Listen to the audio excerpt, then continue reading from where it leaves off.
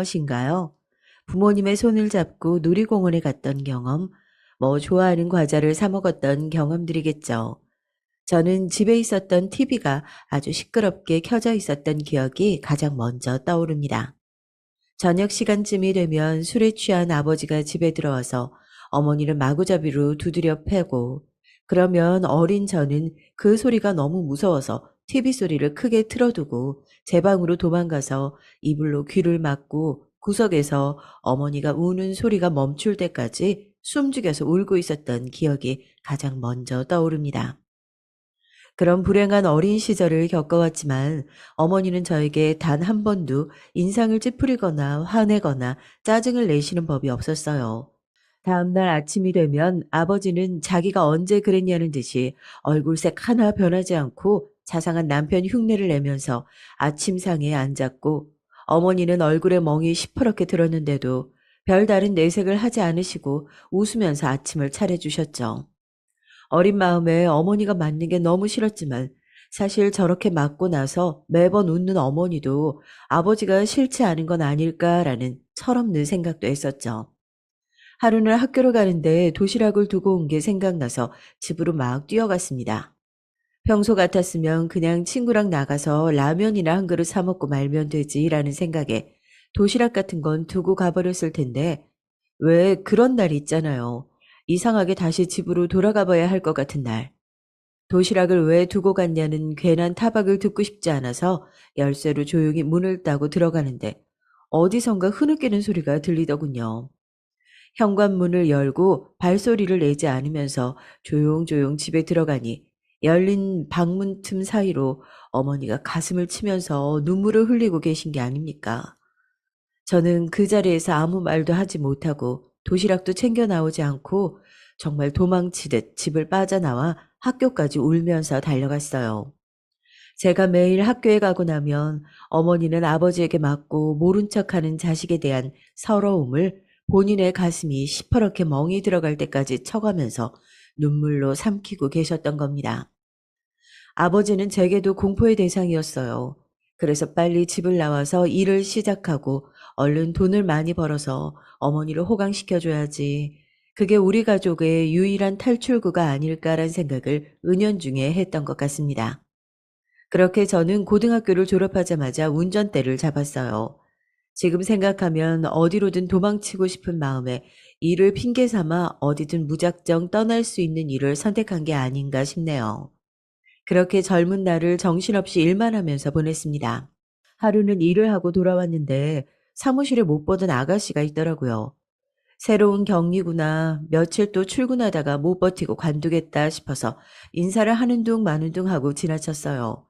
그렇게 한 달 또 3개월이 지나도 그 자리에서 묵묵히 일을 하는 모습을 보니 눈길이 가더라고요. 근데 미스 김은 왜 그렇게 표정이 없어? 아, 왜 밥 먹는데 귀찮게 하고 그래? 신경 쓰지 말고 식사해요. 회사 특성상 운전을 하는 남자들이 많다 보니 불필요한 농담도 많이 하고 아저씨들이 말도 많이 붙여서 귀찮을 법도 한데, 생글생글 웃는 얼굴은 아니지만 또 필요한 일은 딱딱 잘라서 처리하는 참 손끝이 야무진 사람이다 싶었습니다. 웃긴 일이 있어야 웃죠. 농담 따먹게 할 시간에 배달이라도 한 군데 더 가세요. 참, 진짜 한마디로 안 진다니까. 자네랑 꼭 똑같아, 이제 보니까. 둘이 성격도 무뚝뚝한 게 꼭 천생연분이네. 위스김, 내가 이 친구랑 오래 같이 일을 해봐서 아는데, 이런 사람이 진짜 진국이라니까. 이 친구 고등학교 졸업하고 나서부터 일만 해서 돈도 꽤나 모았을 거야. 꽉 잡아야 돼. 저 이제 결혼 또 못해요. 이혼 2번이나 한 여자를 누가 데리고 살겠어요? 사람 불편하게 왜 그래요? 실없는 농담하는 거 보니까 아저씨도 다 늙었네. 그 당시에 회사의 젊은 사람이라고는 저희 둘뿐이라서 아저씨들은 기회만 보면 농담 반, 진담 반으로 저희 둘을 엮곤 했습니다. 미스 김은 이혼을 2번이나 했다고 했지만 주변 이야기를 들어보니 그것도 사별이라고 하더랍니다. 사연 없는 사람이 어디 있겠냐 싶으면서도 그래서 늘 저렇게 사람이 그늘이 있는 것 같았나 싶어서 묘한 동질감까지 갔었어요. 저야 솔직히 싫진 않았죠.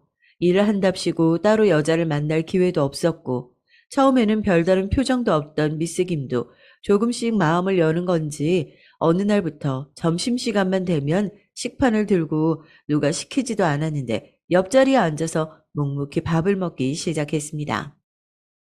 사실 내가 연애를 해본 적도 없고 정말 여기 아저씨들 말대로 일만 주구장창해서 뭐 이런 게 고백이랍시고 하냐 싶겠지만 그래도 그동안 희숙 씨 좋게 봐왔습니다. 제가 다른 건 몰라도 행복한 가정 하나 꾸리는 거 그거는 곧 죽어도 내 목표다 생각하고 행복하게 해드리겠습니다. 금은방에 가서 결혼하고 싶은 여자가 있는데 어떤 반지를 해줘야 할지 모르겠다고 얘기해서 산 다이아 반지를 커다란 화물 트럭 앞에서 꺼내들며 그렇게 멋대가리 없는 프로포즈를 했어요. 뭐 썸을 타고 사귀고 그런 생각도 없이 눈앞에 이 여자를 놓치면 후회할 거란 생각에 그런 무식한 고백을 했네요. 다행히 불도저 같은 제 무식함에 미스 김도 무표정을 풀고 처음으로 활짝 웃어 보였고 그해 4월 저희는 식을 올리고 부부로서 세상에 첫 발을 내딛게 됐습니다. 저는 아직도 저희 부모님을 참 존경하고 사랑하지만 한편으로 저희 부모님 같은 사람이 되지 말자고 다짐했어요. 그래서 결혼을 하게 된다면 절대 아내에게 큰 소리를 내거나 화내는 일은 없어야지 하고 다짐하고 또 다짐했었죠. 제가 죽어라 일을 하고 돈을 버는 이유는 단 하나 우리 엄마를 호강시켜주고 행복한 가정을 꾸리는 거 하나였으니까요. 불행인지 다행인지 행복한 가정으로 가는 길은 저를 빠르게 찾아왔습니다. 저희가 식을 올린 지 얼마 되지 않아서 남해로 배달을 가고 있는 도중 어머니에게 전화가 오더군요. 평소 제가 일하는 시간을 알고 계시고 운전 중에는 절대 전화를 하지 않으셨던 어머니였기에 무언가 좋지 않은 일임을 예감했어요. 어머니, 무슨 일이세요? 아, 아버지가 돌아가셨다. 제가 자라는 동안 제 손으로 아버지를 죽여버리고 싶다는 생각을 몇 번이나 했는지 상상도 못 하실 겁니다. 그런데 그런 아버지가 돌아가셨다고 오열을 하며 말씀하시는 어머니는 어떤 마음이셨을까요? 저는 트럭을 갓기게 세우고 핸들에 머리를 박고 고속도로에서 소리를 질렀습니다. 장례식장에서 액자에 담긴 아버지의 사진을 보니 긴 시간 동안 제 마음속에 쌓여왔던 어머니에 대한 미안함과 후회, 그리고 아버지에 대한 원망이 그제서야 조금은 사그라드는 기분이 들더군요. 어머니는 상을 치르는 동안 몇 번이나 우시고 혼절하셨는지 모르겠어요. 아직도 아버지를 향한 어머니의 마음은 다 이해가 되지 않지만 갑작스럽게 아버지의 부고를 맞이하고 혼자 남겨진 어머니의 모습이 왜 이렇게 자꾸 쓸쓸해 보이던지요. 저는 음식을 나르고 있는 아내의 손을 잡아 끌고 상주 휴게소 공간으로 잠시 들어왔습니다. 고생이 많아. 이제 밖에 내가 볼 테니까 당신은 여기서 좀 쉬어. 아니야, 됐어. 장례식장을 뭐 한 달씩 하는 것도 아닌데. 어머님은? 방금 다녀왔는데 수액 맞고 이제 막 잠드신 것 같더라. 당신 잠깐 좀 앉아볼래?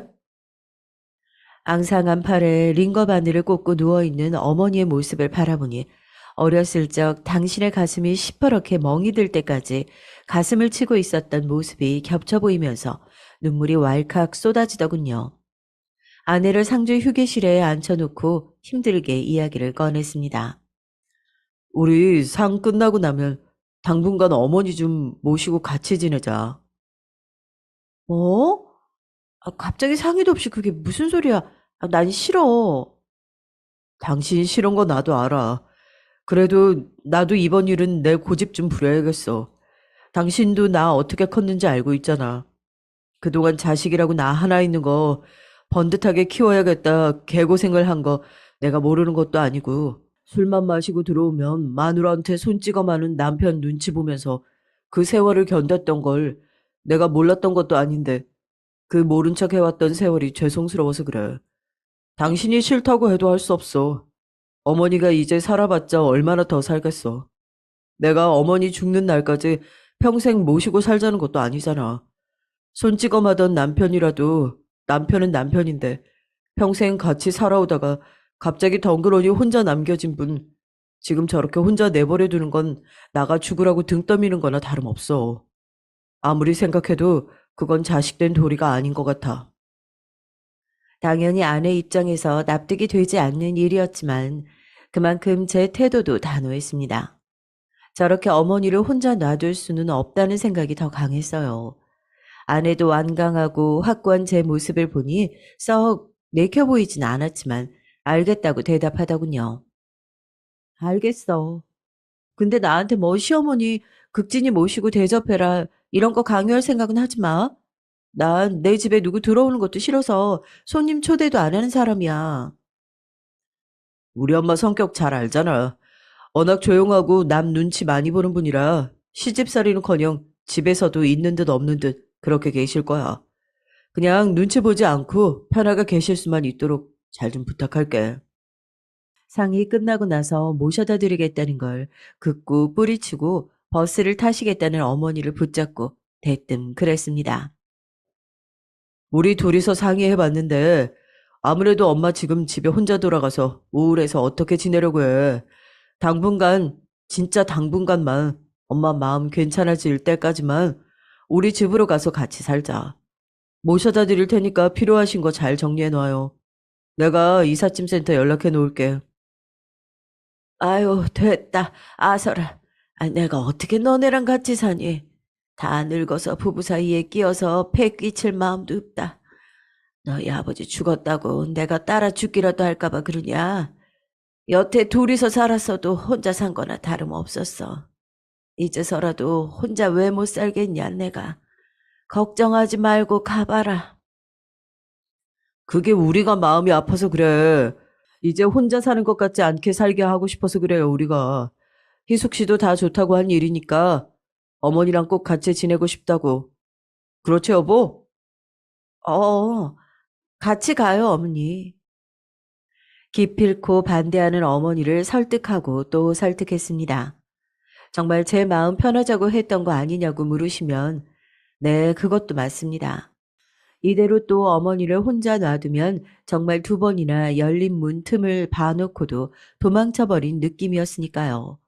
그렇게 억지로 이삿짐 센터까지 보내 어머니의 짐을 챙겨 들어온 첫날, 일 끝나고 치킨 2마리를 사서 들어오는데 어찌나 발걸음이 가볍던져. 문을 열고 들어가니 평소처럼 딱딱한 표정의 아내와 아직은 낯설고 불편해 보이는 어머니가 거실에서 함께 앉아 TV를 보고 있는 모습을 보며 저는 현관에서 눈물을 왈칵 쏟을 뻔했던 걸 겨우 참아냈습니다. 그렇게 세 식구가 둘러앉아 도란도란 이야기를 하며 치킨을 나누어 먹으면서 그동안 꿈꿔왔던 것들이 늦었지만 이렇게 하나 둘씩 이루어지는구나 하는 생각을 했었죠. 사랑하는 어머니, 사랑하는 아내, 행복한 가정, 그리고 둘이 보지 않을 때 남몰래 눈을 감고 짧게 기도를 했습니다. 제발 이 행복이 깨지지 않게 해달라고 말입니다. 어머니가 집에 들어오신 지도 어느새 한 달이라는 시간이 지나고 이제 슬슬 새로운 집에 적응하실 법도 한데 어딘지 계속 불편해 보이는 모습이 영 마음에 걸리더라고요. 아내가 거실에서 빨래를 개고 있는 동안 주방에서 돋보기에 안경을 쓰고 무언가를 쓰고 계시는 어머니 곁으로 슬쩍 다가가 넌지시 물어봤어요. 엄마, 요즘 지내는 건 좀 어떠세요? 어디 불편하신 건 없어요? 뭐 필요하신 거 있으면 언제든지 말만 하세요. 난 잘 지낸다, 괜찮어. 새아가가 워낙 잘해줘서 불편한 거 없이 잘 지내고 있다. 너 일하고 들어와서 피곤할 텐데 얼른 씻고 자. 걱정하지 말어. 괜찮아. 손사래까지 치시며 괜찮다고 말씀하시는 어머니의 표정이 좋지 않은 게 내심 마음에 걸렸지만 아무래도 아버지가 돌아가신 지 얼마 되지 않아 슬픔이 채 가시지 않아서 그러시는 거라는 생각이 들었습니다. 술만 마시면 어머니를 때리던 아버지였지만 그래도 함께 산 세월이 50년이 넘다 보니 한 달이라는 시간 동안 헤어짐을 받아들이기 쉽지 않으시겠거니 생각이 들었죠. 이것 또한 다 지나가는 과정이고 새로운 가족의 모습에 적응해 나가는 과정이다라고 말입니다. 우리 요즘 외식이 너무 뜸했나? 여보, 주말에 당신 좋아하는 장어 먹으러 가자. 어때? 간만에 우리 엄마 몸보신도 좀 하고. 주말 장어는 내가 제대로 쏠 테니까 다들 점심 굶고 기다리고 있어. 괜히 또 무거워진 것 같은 집안 분위기에 되려 허풍 섞인 농담을 던지면서 웃어 보였죠. 갑작스러운 제 말 한마디에 시어머니를 모시고 살고 있는 아내의 고충도 충분히 있을 거라고 생각해서 주말엔 제대로 점수를 따봐야겠다 하는 생각뿐이었습니다. 그렇게 그 주 주말 저희는 아내가 좋아하던 단골 장어집에 가게 됐어요. 여기 소금구이, 양념구이 1kg씩 먼저 주세요. 이 가게도 되게 오랜만에 와보네.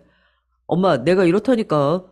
마누라가 장어 좋아하는 거 뻔히 알면서도 제대로 데려오지도 않았어. 앞으로는 내가 더 자주 모시고 올게. 그래. 아내한테 항상 잘해야지. 그렇게 웃으며 음식을 기다리고 있던 중에 밑반찬이 먼저 나오고 테이블에 자리가 부족해 어머니가 반찬 그릇을 정리하고 종업원에게 새 그릇을 건네봤다가 종업원이 손이 미끄러졌는지 저희 옆 테이블로 그릇이 시끄러운 소리를 내면서 떨어졌습니다. 그런데 갑자기 어머니가 불에 댄 것처럼 화들짝 놀라면서 자리에서 벌떡 일어나시더라고요. 아유, 엄마 왜 그래? 괜찮아? 죄송해요. 이것 좀 정리해 주시겠어요? 어머니는 아무것도 아니라며 자리에 앉았지만 여전히 저희 쪽 눈치를 보시면서 주먹이 하얘질 정도로 꼭 쥐고 계시더라고요. 괜찮다고 몇 번이나 말씀을 드렸는데도 정말 손까지 덜덜 떨어가면서 식은땀을 흘리시는 게 정말 많이 놀라신 눈치였습니다. 어머니, 괜찮으세요? 물 드세요. 그래, 고맙다. 아유, 미안하구나. 나 신경 쓰지 말고 어서 밥 먹어라. 아내가 건넨 물을 마시고 어머니도 어느 정도 진정되신 것 같았지만 여전히 장어는 먹는 둥 마는 둥 그렇게 작은 사고 때문에 외식이 기분 좋게 마무리되진 않았어요. 그런데 그 작은 사고는 정말 시작이었을 뿐이었을까요? 그날부터 어머니는 행동이 조금씩 이상해지는 것이 눈에 띄게 보이기 시작했습니다. 처음엔 단순한 건망증 정도로 생각했어요. 하루는 소일거리처럼 동네 김장일을 도와주신다고 출근길에 같이 나가자는 말씀을 하시더라고요. 어머니가 평소에 아침을 잘 안 드시는 편이라 저는 먼저 아내가 차려준 아침을 먹고 거실에서 어머니를 기다리고 있는데 김장 갈 채비를 하고 나온 어머니가 양말을 짝짝이로 신고 나오시더라고요. 엄마, 양말이 짝짝인데? 아이고, 어머니나, 내 정신 좀 봐. 아유, 요즘 이렇게 내가 자꾸 깜빡깜빡 한다니까. 잠시만 기다려라. 내 금방 갈아 신고 나오마. 우리 엄마도 이제 늙긴 늙나 보네. 먼저 내려가서 차에 시동 걸어놓고 있을 테니까 천천히 하고 내려오세요. 그뿐만이 아니었습니다. 오랜만에 평일에 휴무를 받아 세 식구가 집에서 평화롭게 시간을 보내고 있던 어느 날은 어머니가 갑자기 요한 마트에서 저녁거리라도 사오시겠다면서 장을 보러 가실 준비를 하시더라고요. 나도 그럼 오랜만에 엄마 따라서 마트나 같이 가볼까? 됐다. 요한 마트 5분이면 갈걸. 뭐하러 여러 명이서 가. 30분도 안 걸리니까 너희는 집에서 쉬고 있어라. 운동 삼아 천천히 나갔다 올 테니까. 알겠어요. 올 때 돼지고기 좀 사와요. 오랜만에 엄마가 끓여준 김치찌개 먹고 싶네. 그렇게 어머니가 장을 보러 나가고 저랑 아내도 오랜만에 둘이서 집에 앉아 여유롭게 영화를 보고 있었어요. 일을 오래 한 탓인지 영화 한 편을 끝까지 집중해서 보는 것도 힘들더라고요. 정신을 차리니까 아내도 저도 영화를 틀어놓은 채로 깜빡 졸았더라고요. 영화는 이미 다 끝나고 창밖을 내다보니 어느새 해가 지려고 어둑어둑해져 있었어요. 나도 여보 잠든 거 보고 깨우려다가 같이 졸아버렸네. 그러게, 우리 요즘 피곤하긴 피곤했나 보다. 어, 그런데 잠깐만, 엄마는? 분명히 저녁거리를 사러 유한 마트에 다녀오신다고 30분이면 돌아오신다고 했던 어머니는 이미 돌아오고도 남을 시간인데 아무리 불러봐도 대답이 없으셨어요. 현관 신발장을 보니 아직 들어오지도 않으셨더라고요. 순간 무서운 생각이 들어 핸드폰을 열어봤지만 따로 온 연락은 없었습니다. 진짜 내가 같이 안 가봐도 괜찮아? 야, 휴대폰 배터리도 다 드신 것 같고, 그 사이에 집에 오실 수도 있으니까 당신 집에 있어. 어디 멀리 가진 않으셨겠지. 내가 이 앞에만 금방 둘러보고 올게. 아무래도 무슨 일이 있겠구나 싶어서 저도 놀라 겉옷을 대충 걸치고 대문을 열어 젖혔습니다. 그런데 대문 옆에 그 추운 복도에서 어머니가 쪼그려 앉아 있다가 제가 튀어나오는 걸 놀란 눈으로 쳐다보시는 게 아니겠어요? 엄마, 엄마가 왜 여기에? 마트, 아니, 엘리베이터를 타고 나왔는데, 우리 집이 맞는데, 아니, 갑자기 이상하게 비밀번호가 하나도 기억이 안 나서, 아니, 내가 마트를 다녀오려고 했는데, 요 앞까지 나섰다가 뭘 사놔야 되나 싶어가지고, 다시 올라왔는데, 추운 겨울에 손마디는 꽁꽁 얼고 입술도 파랗게 질려서 횡설수설하는 어머니에게 자켓을 벗어 감싸드리고 얼른 집 안으로 들어왔습니다. 그렇게 집으로 돌아와 기절하듯 잠드신 어머니의 모습을 보면서 저는 무언가 잘못됨을 느꼈어요. 무언가 행복했던 우리 가정에 금이 가는 그런 느낌이요. 잠에서 겨우 깨신 어머니는 그제서야 정신이 드셨는지 저희에게 더듬더듬 상황을 설명하시더라고요. 분명히 마트에 가려고 장바구니까지 챙겨서 나왔는데 대문 열고 엘리베이터를 타고 나니까 내가 뭐하러 나온 건지 머리가 정말 하얀 도화지처럼 휑 하더라고. 손에 장바구니가 들린 걸 보고 마트를 가려고 나왔구나 하는 게 기억이 나서 어찌저찌 또 마트까지는 찾아갔지. 아니 그런데 마트에 서서 아무리 생각해도 뭘 사기로 했는지 기억이 도저히 안 나는 걸 어떡하니. 결국엔 아무것도 못 사고 그냥 나왔지.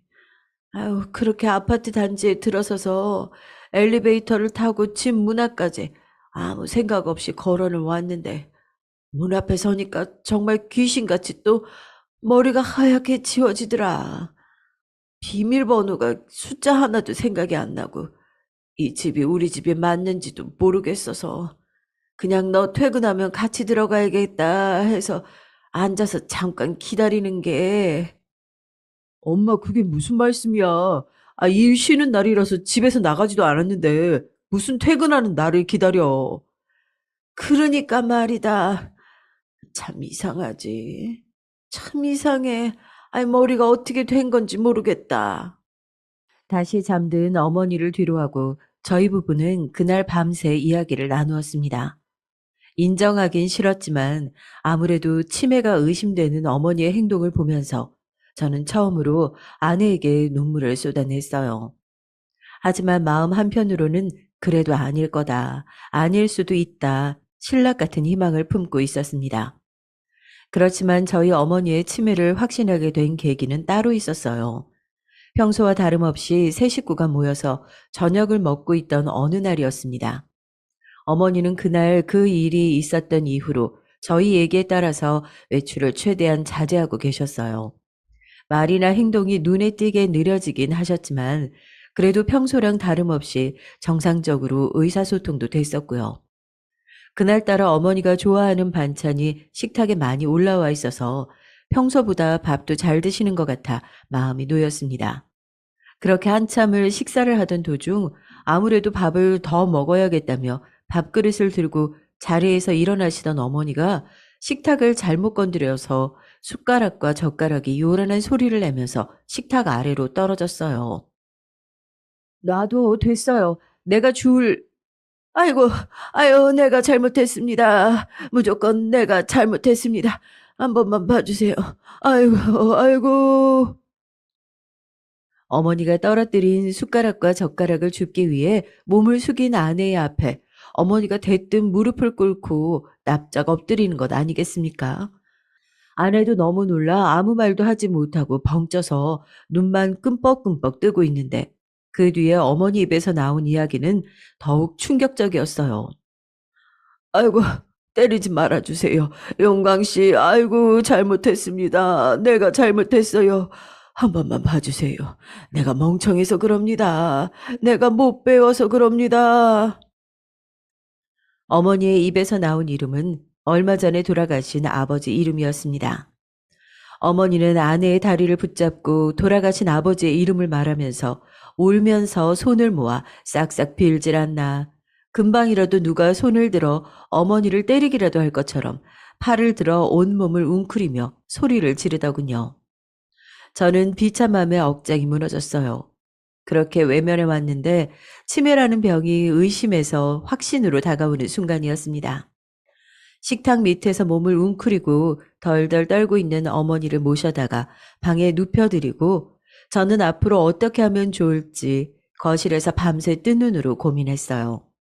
그날 아침 집안에 일이 생겨 오늘은 출근을 하기 어려울 것 같다는 이야기를 대표님과 나누고 저는 아내와 함께 어머니를 모시고 대학병원으로 달려갔습니다.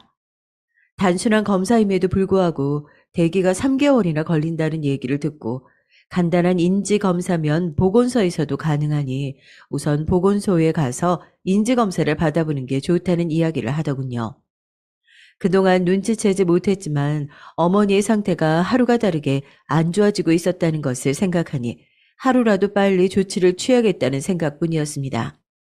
바로 보건소에 찾아가 인지검사를 진행했죠. 검사를 위해 잠시 대기를 하고 있는 중에도 어머니는 한치도 가만히 계시지 못하고 4~5살 아이처럼 보건소 구석구석을 돌아다니셨어요. 결과는 예상했던 대로 치매. 더군다나 상태의 정도를 보았을 때 검사를 더 해봐야 알겠지만 어느 정도 진행이 많이 되어 있는 상태 같다는 이야기를 하더군요. 정말 마음이 와르르 무너졌습니다. 의사를 앞에 두고 머리를 감싸쥐고 오열을 했어요. 이제야 제대로 돈도 벌고 더 이상 손찌검을 할 아버지도 없어졌는데 이제야 제대로 아들 노릇을 좀 해보고 싶은데 하느님은 왜 이리도 무심하신 건지요. 치매가 어느 정도 진행이 많이 된 것 같다는 의사의 소견에도 어머니는 그저 웃으면서 우리 이제 밥 먹으러 갈까 하시면서 우는 제 어깨를 토닥토닥 두드려 주셨습니다. 그런 어머니 앞에서 저는 마치 다시 어린아이가 된 것처럼 엉엉 눈물만 흘릴 뿐이었죠. 명절을 앞두고 물류량이 갑자기 늘어난 상태라 자리를 오래 비울 수 없던 터라서 어머니의 상태가 걱정되긴 했지만 출근을 마냥 미룰 수 있는 상태도 아니었어요. 더군다나 이번에는 장거리 운전으로 못해도 3일간은 집을 비워야 하는 상태라 더더욱 걱정이 됐죠. 어머니 상태도 이런데 오래 집을 비워서 당신한테 미안하네.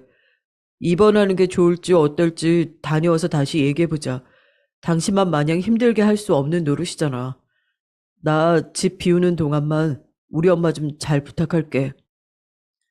알겠어. 걱정하지 말고 다녀와.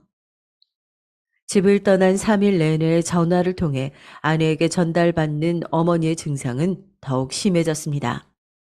말 없이 집을 나가서 하루 종일 찾으러 돌아다녔는데 결국 경찰서에서 연락을 받고 어머님을 찾으러 갔다는 아내의 한숨 섞인 이야기부터 경비실에 잠깐 다녀올 일이 있어서 어디 가시면 안 된다.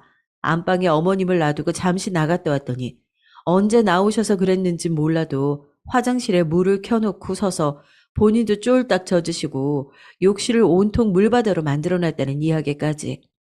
3일 내내 핸들을 붙들고 있지만 정말 일이 손에 잡히지가 않더라고요. 그렇게 업것 같은 3일이 지나고 급하게 다시 돌아간 집. 행여나 그 사이에 어머니의 상태가 더 나빠지진 않았을까 걱정되어 현관을 열자마자 어머니는 환하게 웃으면서 저를 맞아주셨습니다. 걱정이 가득했던 터라 달려가서 어머니를 와락 끌어안았는데 발바닥으로 축축한 게 느껴지더라고요. 그리고 이내 퍼지는 오줌 지린내에 저는 또 한 번 어머니를 붙잡고 울었습니다. 왜 자꾸 이렇게 가혹한 시련이 우리 가족한테만 찾아오는 걸까 하고요. 아내는 저를 조용히 불러서 안방으로 들어오더니 한숨을 푹 쉬면서 이야기를 하더군요. 어머니 증상이 날이 갈수록 심해져. 나도 어머니가 걱정이 안 됐던 건 아닌데 치매 노인을 모시는 건 제대로 된 간병인들이 케어해도 될까 말까 한 문제야. 이건 우리가 할 수 있는 일이 아닌 것 같아, 여보. 그래서 말인데 어머님을 요양원에 모시는 게 어떨까 하고. 힘든 일일 거 아는데 나도 더 이상은 도저히 못하겠어.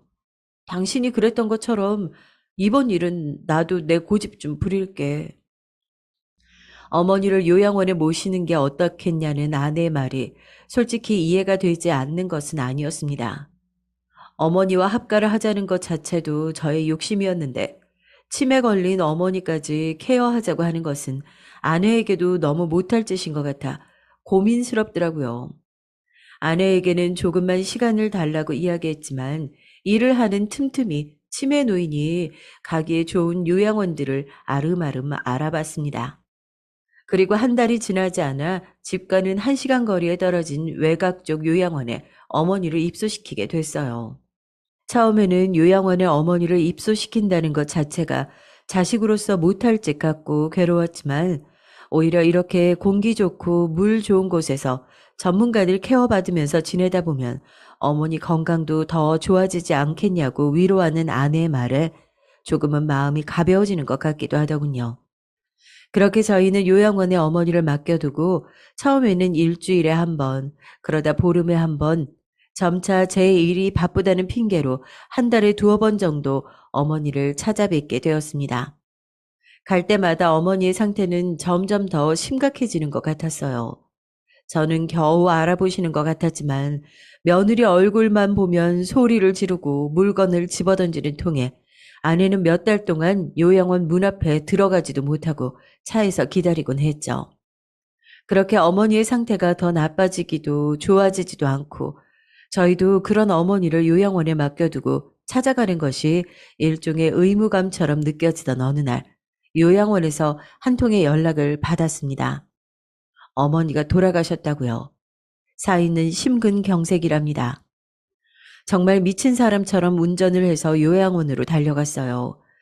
평생을 운전만 하며 살아온 저인데 이렇게 운전대만 잡으면 가까운 거리에 어머니가 계시는데 왜 저는 진작 더 자주 찾아뵙지 못하고 이제 아들 얼굴을 붙잡고 인사 한마디도 하실 수 없이 눈을 감고 떠나신 후에야 이렇게 미친 듯이 어머니를 찾아 달려가는 걸까요? 처음부터 끝까지 저는 어머니에게 등을 돌린 아들이었다는 생각에 너무나도 괴로웠습니다. 장례 절차를 치르기 위해 찾아간 요양원. 허망한 마음에 눈물 범벅이 된 저는 어머니의 침대 곁에 서서 말없이 고개를 숙이고 있고 저 대신 아내가 바쁘게 장례식장을 안내받고 어머니의 유류품들을 전달받고 있었어요. 누군가 조용히 제 곁으로 오셔서 어깨에 손을 얹으시더라고요. 저희 어머니가 돌아가시기 직전까지 곁에 계셨던 요양보호사님이셨습니다. 아드님 맞으시죠? 잠깐 밖으로 나오셔서 저랑 이야기 좀 하시죠. 요양보호사님은 복도를 빠져나오는 내내 뒤를 돌아보시더니 요양원 밖에 인적이 드문 공터로 가서 저에게 반듯하게 접힌 종이 조각과 작은 수첩 한 권을 건네주셨습니다. 어머님이 생전에 혹시라도 본인이 잘못되시면 찾아온 아들한테 꼭 전해달라고 저한테 미리 전해주셨던 유서예요. 주변 사람들이 보지 못하게 꼭 아들한테만 전해달라고 하셔서 이렇게 불러서 전해드려요.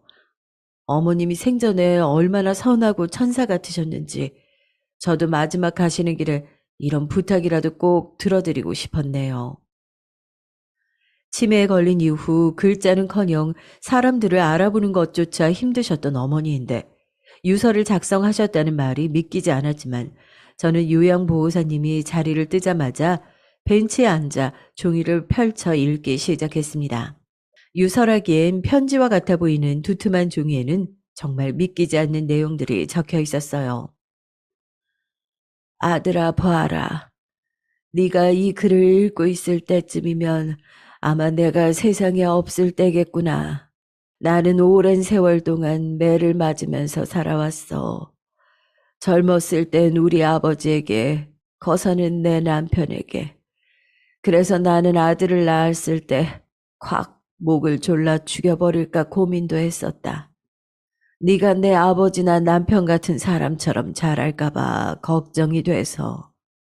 잘 자라주어서 너무 고맙고 더 바랄 게 없었다. 그래서 너한테만큼은 상처를 주고 싶지 않았단다. 매를 맞고 자라온 사람을 귀신같이 알아보는 건지 네가 일을 나가고 나면 며느리는 매일같이 힘없고 늙은 노인을 죽일 듯이 패기 시작했다. 나만 입 다물고 나만 조용히 하면 끝날 일일 거라 생각했다. 나는 여태 맞으면서도 잘 살아왔으니까. 그런데 평생을 따라온 이 매질이 정말 내가 죽지 않으면 끝나지 않을 수도 있겠구나 하는 생각이 들더구나. 며느리가 너무 무서웠다. 그래서 도망쳤다. 요양원에 들어온 이후로 아마 내 삶이 끝나는 날까지 나는 치매 노인 흉내를 내면서 편안하게 이곳에 있다가 한다. 걱정하지 말아라. 네가 있어 엄마 인생 행복했다. 늘 곁에 있는 사람을 조심해라. 사랑한다. 치매에 걸린 노인이 썼다고는 믿기지 않을 정도로 반듯하게 써있는 글씨에 저는 그제서야 상황 판단이 되었습니다. 제가 일을 한답시고 자리를 비운 동안 제 아내가 매일같이 어머니에게 폭력을 휘둘렀고 어머니는 차마 그 일을 저에게 말하지 못해서 그 매질을 견디다 결국 본인 스스로 치매 노인 흉내를 내서 요양원으로 도망가신 거라는 것을요. 어머니의 눈물 젖은 유서를 확인하고 저는 당장이라도 바깥으로 나가 아내의 뺨을 후려치고 싶었지만 당시에는 어머니가 치매를 연기하고 계실 것이라곤 상상하지 못했기에 확실한 증거를 잡을 때까지 아내를 좀 더 지켜보기로 결심했습니다. 대체 아내가 왜 그랬을까요? 단순히 어머니를 돌보기 싫다는 이유로 그런 악행을 저지르기엔 무언가 앞뒤가 맞지 않는 느낌이기도 했어요. 어머니가 돌아가신 이후 지독한 불면증이 저를 찾아왔습니다. 병원에 가서 약을 처방받았지만 식이초침이 지나가는 소리까지 선명하고 생생하게 들릴 정도로 신경이 예민해지더군요. 제가 아내에 대해 이상한 낌새를 느끼기 시작한 것은 불면증으로 찢어질 것 같은 두통이 찾아왔던 어느 날이었습니다. 그날 저녁도 말없이 아내와 식사를 마치고 이른 저녁 잠자리에 들게 됐어요. 요즘 잠을 너무 못 자는 거 아니에요? 병원에서 처방받은 수면제는 먹었어요? 먹었어. 약 기운 때문인지 잠이 쏟아지네. 먼저 잘게. 어머니의 유서를 확인한 이후 거의 일주일 가까이 제대로 먹지도 자지도 못했던 상황이라서 약을 먹고 난 후 정말 기절할 듯이 깜빡 잠에 들었던 것 같습니다. 그러던 중 꿈인지 현실인지 모르겠지만 도어락이 열리는 소리가 나서 황급히 몸을 일으켰고요. 시계를 보니 새벽 1시 정도. 아내에게 소리를 들었냐며 물어보려고 고개를 돌렸지만 바로 옆에 누워서 잠들어 있어야 할 아내가 보이지 않더군요. 이 새벽에 어딜 급하게 나간 건가 싶어 저도 옷 하나 걸치지 않고 대문을 열었습니다. 저 아래 점처럼 보이는 제 아내가 아파트 단지 밑에 주차되어 있는 검정색 세단에 올라타더군요. 어딜 가는 것도 아니고 그 자리에 주차된 차 안에서 아내는 거의 1시간가량을 나오지 않았습니다. 차에서 아내가 내린 것을 확인하고 저는 다시 침대에 누워 얼른 잠든 척을 했어요. 이윽고 돌아온 아내는 아무 일도 없었다는 듯이 침대 옆자리에 눕더군요. 저는 아내가 완전하게 잠든 것을 확인하고 나서 아내의 핸드폰을 확인했어요. 혹시라도 순한 아내가 누군가의 협박에 못 이겨 그런 짓을 저질렀던 것은 아닐까 일말의 기대와 희망을 품고 말입니다. 그리고 문자를 확인한 이후 그 기대와 희망은 또다시 산산조각 나버렸습니다. 감정을 제대로 드러내진 않았지만 그래도 누구보다 가정에 최선을 다했다고 생각했던 아내는 핸드폰 속에서 다른 남자에게 매일같이 사랑을 속삭이고 있었어요. 남편은 일 언제 들어가? 다음 주 화요일. 이번에 들어가면 5일은 같이 있을 수 있어. 보고 싶어요, 정말. 나도 보고 싶어. 사랑해. 어머님은? 내가 입단속 시켜놨어. 지 아들한테 절대 말 못함. 이번 달 생활비는 언제쯤 보내줄 수 있어? 기다려. 남편한테 돈 모자라다고 해볼게. 할망구 죽었다며? 지난번에 내가 머리 때려서 그런 거 아니야? 아니야, 심근경색이래. 지 아들한테 유산도 남겨주고 간 것 같은데 남편이 말을 안 함. 너 사기꾼인 거 걸린 거 아니야? 남편도 빨리 엄마 따라가라고 뭘 떠나놓고 기도해라. 차마 입에 담을 수조차 없는 인간의 탈을 쓴 두 짐승의 대화에 저는 할 말을 잃었어요. 혹시라도 그 사이에 아내가 깰까 싶어 수많은 대화 내용을 제 핸드폰으로 빠르게 옮겨두고 거실로 나와 밤새 두 짐승의 대화 내용을 확인했습니다. 아내가 저와 결혼하기 전 사실혼 관계였고 사별로 헤어졌다고 했던 두 번째 남편은 아내의 내연남이 되어 버젓이 살아있더군요. 애초에 돈을 노리고 했던 사기 결혼이었습니다. 제가 매달 생활비를 가져다 줄 때마다 이번 달은 모임이 있어서 이번 달부터는 어머님까지 케어해야 해서 이런저런 핑계를 대면서 저에게 부족한 생활비를 더 타갔던 이유가 또 다른 살림살이를 차려놨던 전 남편에게 가져다 주기 위함이었다는 것을요. 그뿐만 아니라 어머니는 아내와 내연남이 제가 일 때문에 오래 집을 비우는 틈을 타서 저희 집을 들락거리고 주인 없는 집에서 부부 행세를 할 동안 찢어지는 마음으로 그 모습을 고스란히 지켜보고 계셨던 겁니다. 제 아내와 아내의 내연남은 그런 어머니가 혹시라도 저에게 고자질을 할까 싶어 마구잡이로 폭행을 가했던 거고요.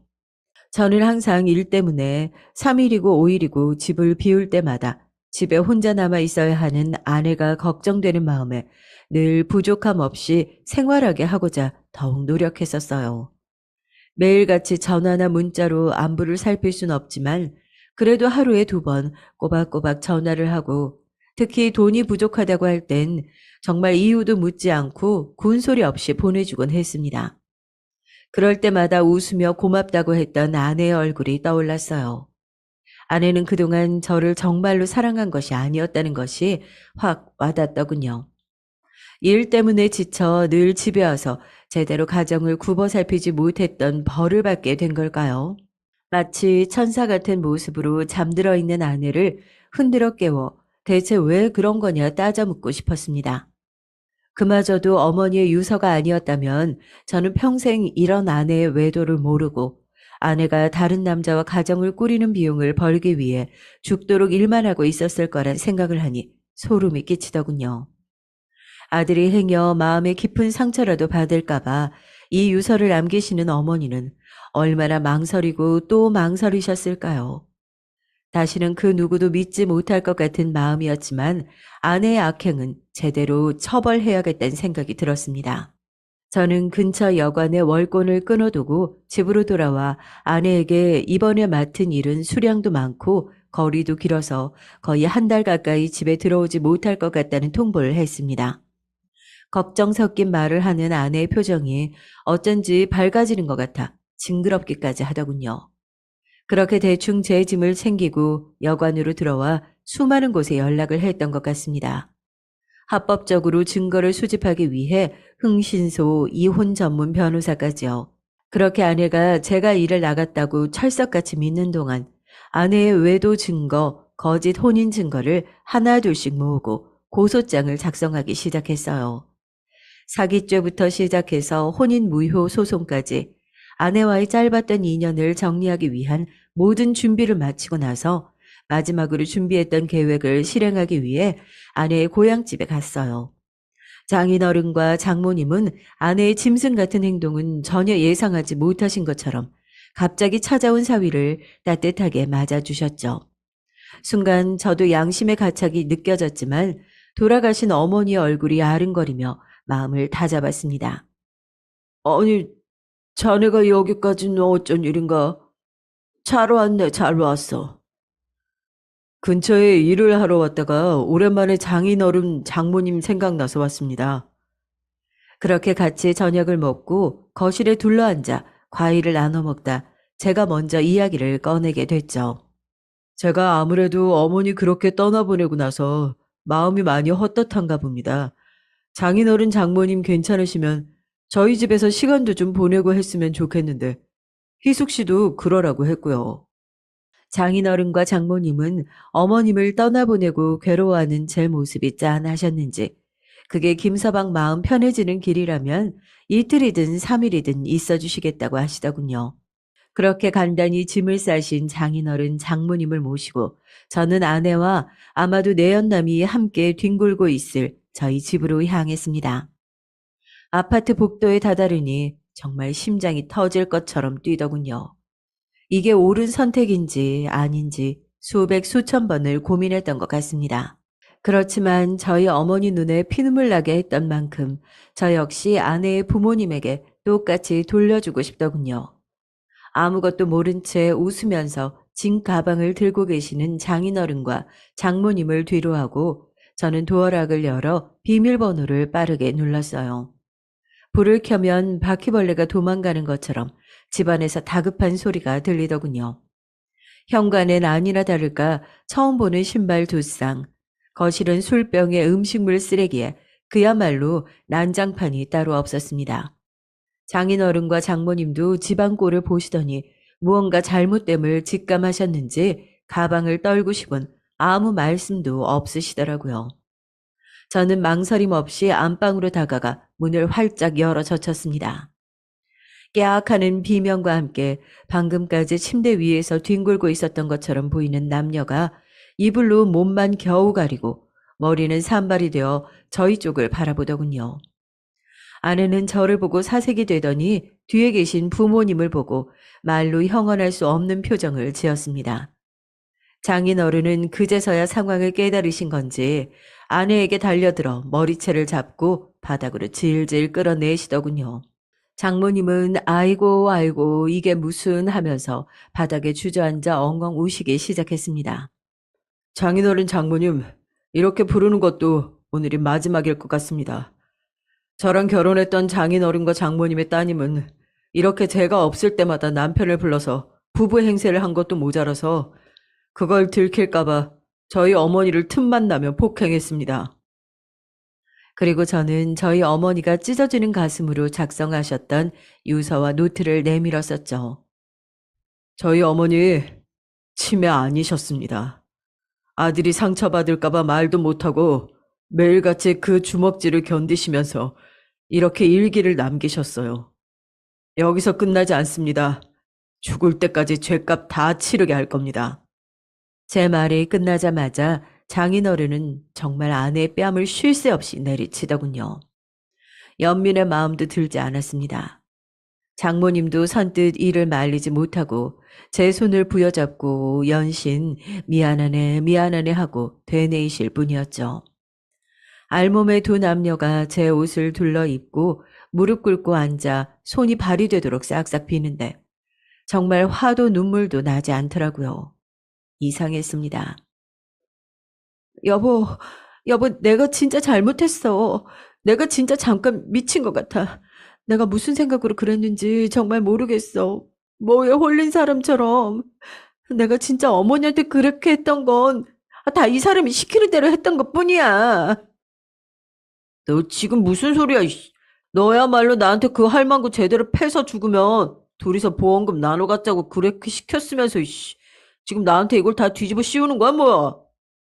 미쳤어? 내가 언제 그렇게 얘기했다고 그래? 내가 이번에 꼭 돈 딸 수 있다고. 자본금이 부족해서 그러니까 마지막으로 한 번만 도와주면 된다고 해서 이번에도 내가 돈 보내줬던 거 아니야. 궁지에 몰리고 나니 서로 남 탓을 하며 어떻게든 죄를 서로 뒤집어 씌우려고 하는 모습을 보니 더욱 기가 찼습니다. 저런 하찮은 인간들한테 저희 어머니가 그런 수모를 당했다고 생각하니 더욱 억울했고요. 사실 확인을 위해 모았던 자리도 아니었고 이미 증거는 증거대로 다 수집한 터라 저랑 어머니랑 함께 있었던 그 집에서 모두를 내쫓아 버렸습니다. 다시는 볼 일 없을 거야.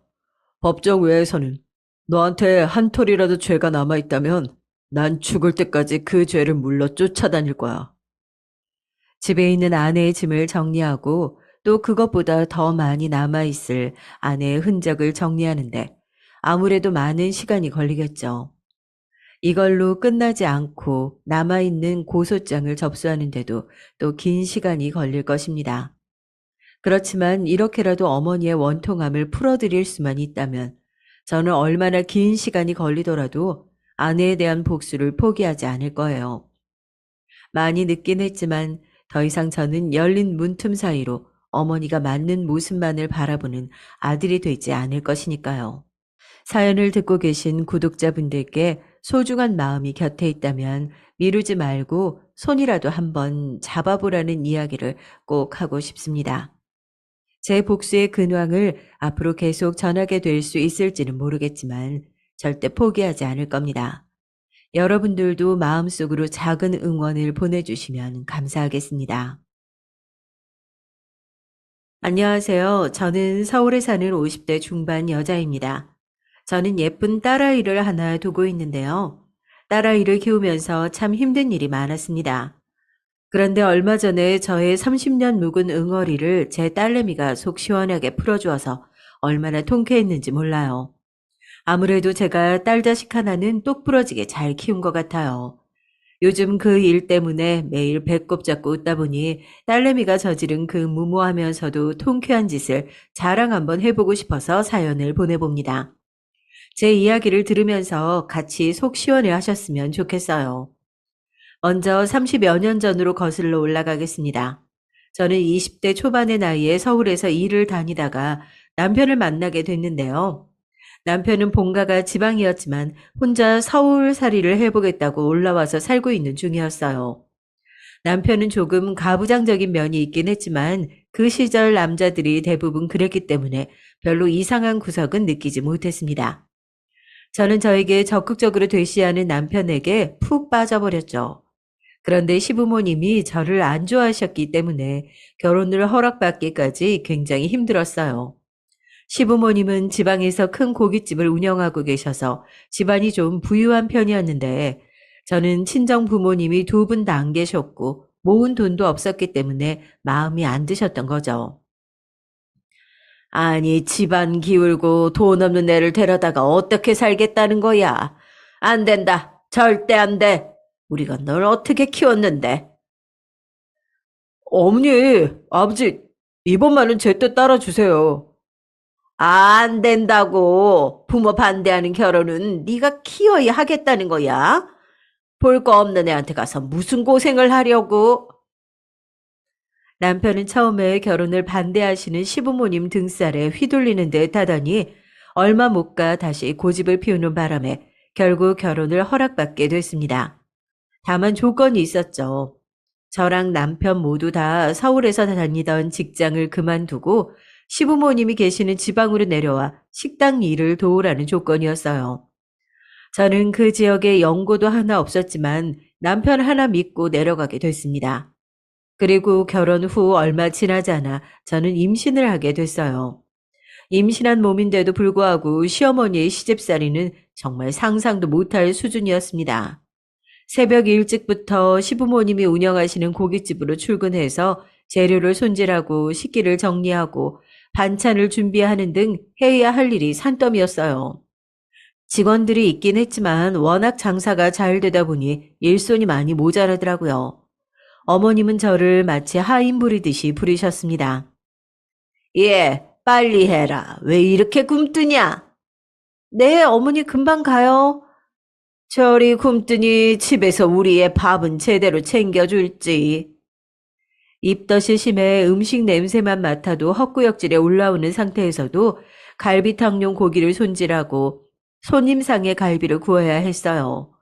고기 비린내에 손님 앞에서 구토를 할 뻔한 적도 여러 번 있었지만 식당 한켠에 서서 저를 매섭게 노려보고 계시는 어머님 때문에 속으로 삼키느라 얼마나 힘들었는지 모르겠습니다. 그리고 불판을 닦는 일은 보통 남자들이 하는데 어머님은 저한테도 시키더라고요. 쪼그려 앉는 게 힘들어서 잠깐 엉덩이를 들거나 팔이 너무 아파 속도가 조금이라도 느려지면 가차없이 불호령이 내렸습니다. 게을러 터진 거사 언제까지 닦을 셈이야? 네 게으름 때문에 장사 망하면 네가 책임질 거야? 응? 아유, 답답해, 답답해. 널 보면 내 속이 답답해. 죄송합니다, 어머니. 제가 잘하려고 하는데. 잔말 말고 빨리 해. 그 변명할 시간에 하겠다. 그리고 저는 20대 초반 그 어린 나이에 호랑이 같은 어머님이 너무 무서워서 시키는 대로 할 수밖에 없었어요. 매일매일 식당 영업이 끝나는 그 시간까지 고된 노동이 이어졌습니다. 중간에 잠깐 직원들끼리 다 같이 쉬는 시간이 있었는데 그 시간마저도 어머님이 저를 못 쉬게 하시고 이것저것 심부름을 시켜대는 통에 과로로 쓰러질 뻔한 적도 여러 번 있었죠. 저는 그때마다 이를 악물고 버텼습니다. 언젠가는 어머님께 이 집 며느리로 인정을 받겠다는 각오로요. 물론 밤마다 서러워서 울긴 했어요. 운다고 달라지는 건 없더군요. 식당 영업이 끝나고 집에 돌아오면 쌓인 집안일을 하느라고 쉴 수가 없었어요. 집안일은 모두 제 차지였기 때문에 쌓인 집안일까지 모두 하고 잠에 들면 겨우 3시간 남짓 자고 다시 식당에 출근해야 했습니다. 남편은 안 도와줬냐고요? 말도 마세요. 남편은 연애할 땐 몰랐는데 알고 보니 곱게 자란 도련님의 마마 보이더라고요. 외동아들이라고 워낙 아끼는 탓에 손에 물 한 번 묻혀본 적 없었고 식당에서도 지배인이라면서 카운터에 서서 손님들한테 인사나 하고 계산이나 하는 쉬운 일만 했습니다. 제가 너무 힘들다고 남편한테 하소연을 해봤지만 워낙 마마보이라 지 엄마 편만 들더라고요. 당신도 우리 엄마 성격 알고 결혼한 거잖아. 뭐 모르고 했어? 그리고 엄마 조금 야단칠 수도 있지. 어른이 하는 말을 왜 고깝게 받아들여? 보니까 엄마가 배려도 많이 해주는 것 같지만 조금만 참어. 당신이 원래 시어머니 시집살이는 어느 집이든 있는 거잖아. 그리고 몇 달이 흘러 배가 점점 불러서 숨도 차고 거동이 불편했는데도 어머님은 계속해서 저에게 일을 시키셨어요. 배부른 몸으로 식당에서 음식을 나르고 고기를 굽고 있으면 오히려 손님들이 더 안쓰러워 하시곤 했죠. 그러면 어머님은 손님들에게 원래 임신했을 때 움직이고 해야 애가 쑥쑥 잘 나온다니까요. 아유, 그리고 애가 워낙 튼튼하니 걱정 안 해도 돼요. 라고 하시곤 했죠. 그러고선 뒤에 가서 저한테 너만 애뱉냐면 유난 떨지 말라고 구박을 하셨습니다. 특히 제일 심하게 구박하셨던 건 아들 못 낳으면 쫓겨날 각오하라는 구박이었죠. 남편이 외동아들이다 보니 대를 이어야 한다면서 정말 임신 기간 동안 몇 번을 윽박지르셨는지 몰라요. 넌 아들 낳기 전까진 우리 집 며느리로 인정받을 생각일랑 하지 말어라. 네가 가진 게 있냐 뭐가 있냐. 아들도 못 낳은 년이 이 집 개보다 못한 년이야. 알아들었어? 저는 그런 말을 들을 때마다 혹시나 뱃속 아이가 딸일까봐 초조해서 견딜 수가 없었어요.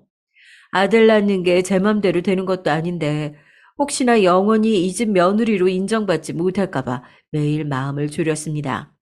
그리고 밤마다 뱃속의 아이에게 울면서 사과했어요.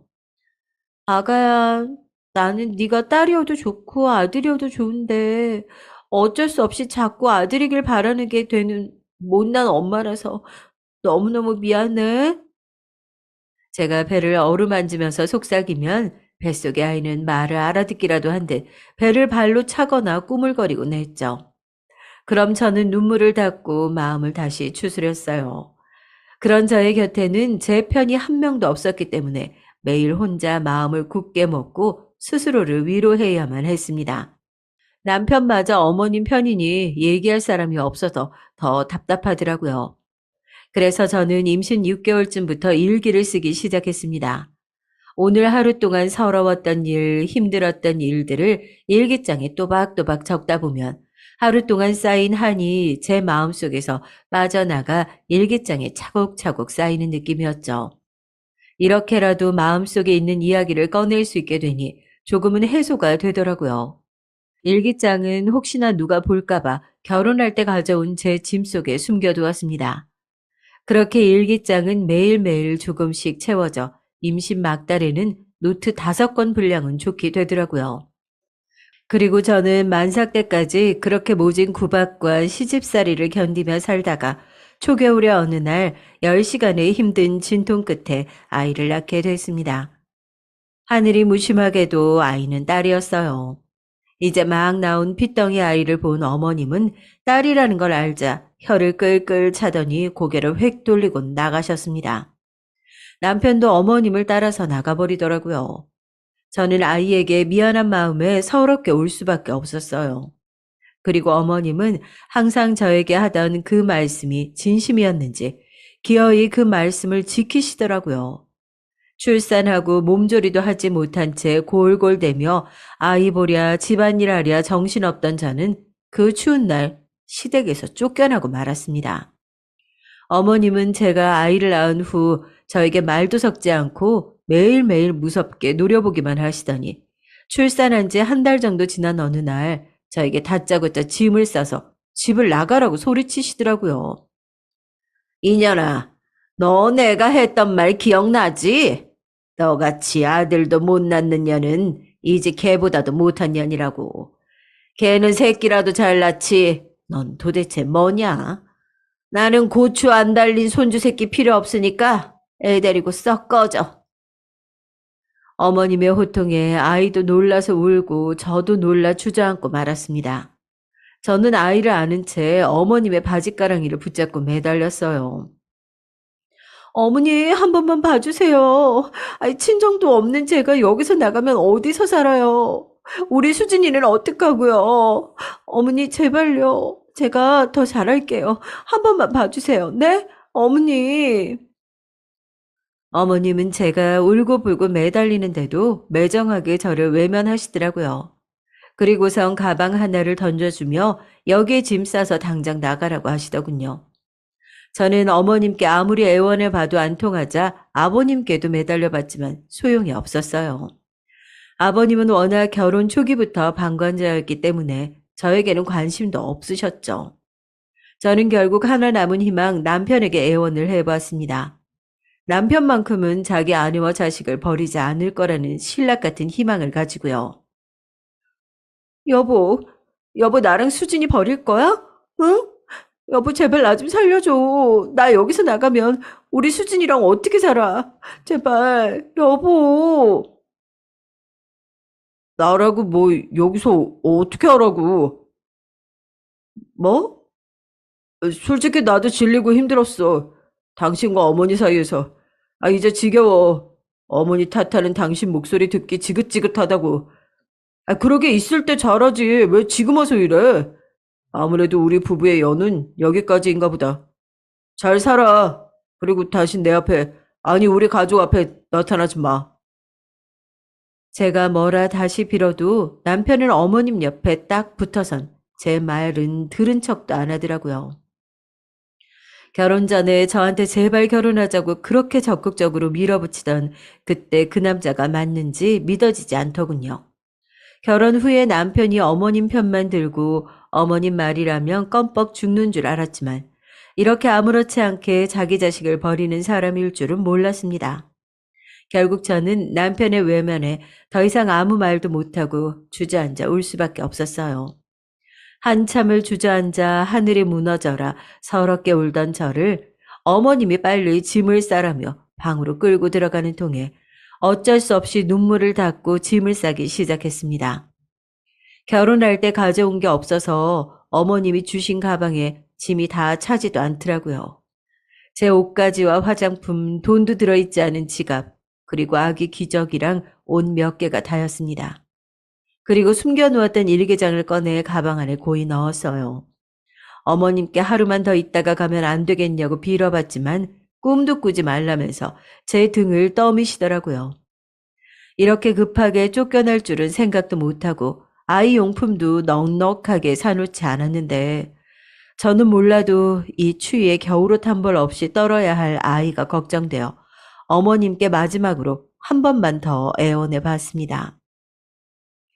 어머니, 우리 수진이 겨울옷도 없고 기저귀도 이게 단데 조금만이라도 도와주시면 안 될까요? 이 불쌍한 아기 얼어 죽어요, 어머니.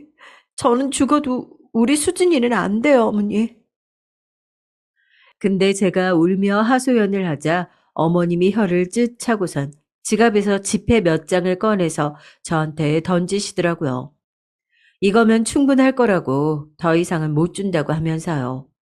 저는 허공에 날리는 지폐를 허겁지겁 주워서 주머니에 넣었습니다. 그러고선 저를 내쫓는 어머님한테 머리를 숙여 감사합니다, 감사합니다 하고 인사를 하며 아이와 함께 그 집을 나왔습니다. 제가 나오자 어머님은 인사도 없이 문을 쾅 닫으시더라고요. 앞길이 막막해 그 자리에서 우두커니 서서 한참을 울었어요. 초겨울의 찬바람이 눈물 젖은 제 얼굴을 마구 핥히고 가더군요. 그리고 저는 한참의 고민 끝에 다시 서울로 올라가기로 결심했어요. 어머님이 주신 지폐들을 세어려 보니 그때 당시 돈으로 10,000원 정도 되더라고요. 이걸로 며칠 밥은 먹고 살 수 있겠지만 집도 절도 없는 저에게 무척이나 적은 돈이었습니다. 그래서 무작정 제가 나고 자란 서울로 올라가서 아는 사람이라도 찾아봐야겠다 싶었어요.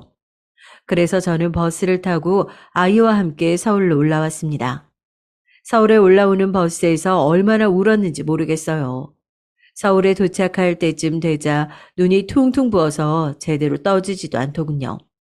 지나가는 사람들이 이상하게 쳐다봤지만 신경 쓸 겨를도 없었습니다. 그리고 저는 어릴 적 제가 살던 동네를 무작정 찾아갔어요. 어릴 적 살던 동네에 도착한 후 아는 사람을 찾기 위해서 아이를 안고 정처 없이 돌아다녔습니다. 어릴 때 자주 갔던 슈퍼, 학교, 놀이터 등등 아는 얼굴도 몇 명 만났지만 저의 처지를 안쓰럽게 생각해 돈 몇 푼 쥐어줄 뿐 실질적인 도움은 안 되더라고요. 그러다가 우연히 어릴 때 알던 친구를 만나게 됐어요. 사실 그때는 그렇게까지 친한 사이는 아니었는데 저의 몰골을 보더니 자기 일인 것처럼 분노하고 안쓰러워 미치려고 하더군요. 아무래도 소꿉장난을 같이 하던 기억이 있어서 그럴까요? 정순이는 바락바락 소리를 지르며 말하더군요. 아니, 그런 일이 있었어? 세상에 그 야박한 인간들, 천벌을 받을 인간들, 지들도 똑같이 당해보라지. 너 손이랑 발 다 얼었어. 도대체 얼마나 건 거야? 애기 손도 빨갛고. 어디 갈 데 없지? 음, 일단 당분간 내 집에서라도 지내. 너도 그렇고 애기도 자꾸 이렇게 밖으로 들면 몸 다 상하겠다. 정말 고마워, 정순아. 그렇게 다행히 그 친구의 도움으로 당분간 친구네 집에서 지낼 수 있게 됐습니다. 저는 친구한테 너무 고마워서 어찌해야 할 바를 모르겠더군요. 그저 그 친구가 집에서 조금이라도 편하게 지낼 수 있도록 가진 집안일을 도맡아서 하고 친구에게 폐를 끼치지 않도록 최대한 조심하며 지내기로 했어요.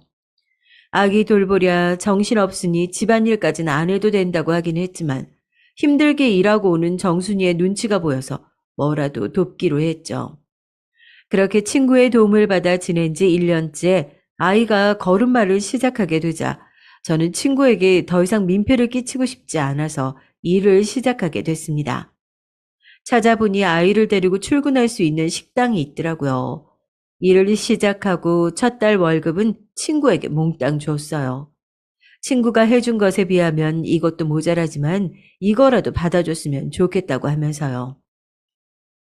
예, 정순아 고마워. 내가 마음은 이거 10배, 아니 100배를 주고 싶은데 지금 가진 게 이거밖에 없다. 우리 애기랑 나 받아줘서 정말 고마워. 너 아니었음 우리 둘 다 길거리에서 얼어 죽었을 거야. 정순이는 눈시울을 붉히더니 쓱쓱 소매로 눈물을 닦곤 고마워할 거 없다며 저를 꽉 안아주었습니다. 저는 따뜻한 친구의 품에서 한없이 울었어요. 정말 나중에 기회가 된다면 꼭 친구에게 몇 배로 보답하고 싶었죠. 그리고 저는 일을 시작한 지 6개월째 되는 날 친구네 집을 나오게 됐습니다. 그간 번 돈으로 아주 작은 방 하나를 구할 수 있게 되었거든요. 친구는 아이가 클 때까지 있어도 된다고 했지만 미안해서 어떻게 그러나요? 저에게 이만큼 해준 것만으로도 평생 잊을 수 없는 은혜인데 더 이상 친구에게 부담을 주고 싶진 않았어요. 거기다 친구에겐 괜찮은 남자가 생겨서 혼인 이야기가 오가고 있었거든요. 결혼을 할 친구 옆에 오래 붙어 있을 수는 없었습니다. 아마 서울에 올라와서 친구를 우연히 만나지 못했더라면 저는 아이와 함께 그 추운 겨울에 길바닥에서 얼어 죽었을지도 몰라요. 저에게 친구는 저와 제 아이의 생명을 구해준 구원자였습니다. 그런데 제가 짐을 다 싸고 집을 나서려고 하자 친구는 잠깐 기다려 보라며 방에서 짐을 한 보따리 가져와서 저에게 건네주면서 이렇게 말하더군요. 갈 때 가더라도 수진이 사계절 옷은 넉넉하게 챙겨가. 앞으로 애 키우랴 일하랴 이런 거 사러 갈 시간도 없을 텐데 내가 수진이 내후년까지 입을 수 있게 사이즈별로 담아놨으니까 예쁘게 입혀. 심심하면 우리 집에 가끔 놀러 오기도 하고 나가서 또 나한테 미안하답시고 연락 끊으면 안 된다. 정순아, 기집애. 너 와서 나도 심심하지 않고 얼마나 재밌었는지 몰라. 고마워. 널 잊지 않을게. 저는 친구의 마음에 가슴이 따뜻해지는 것을 느꼈습니다.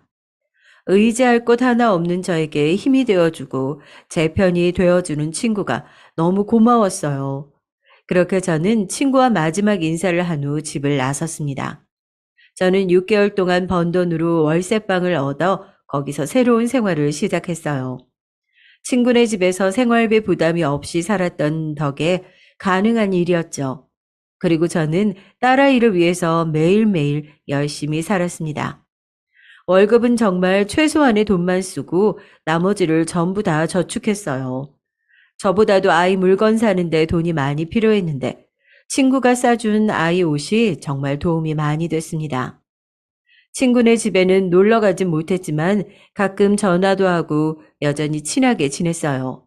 그리고 얼마 지나지 않아 친구가 결혼을 하게 되어 아이를 데리고 결혼식도 다녀왔답니다.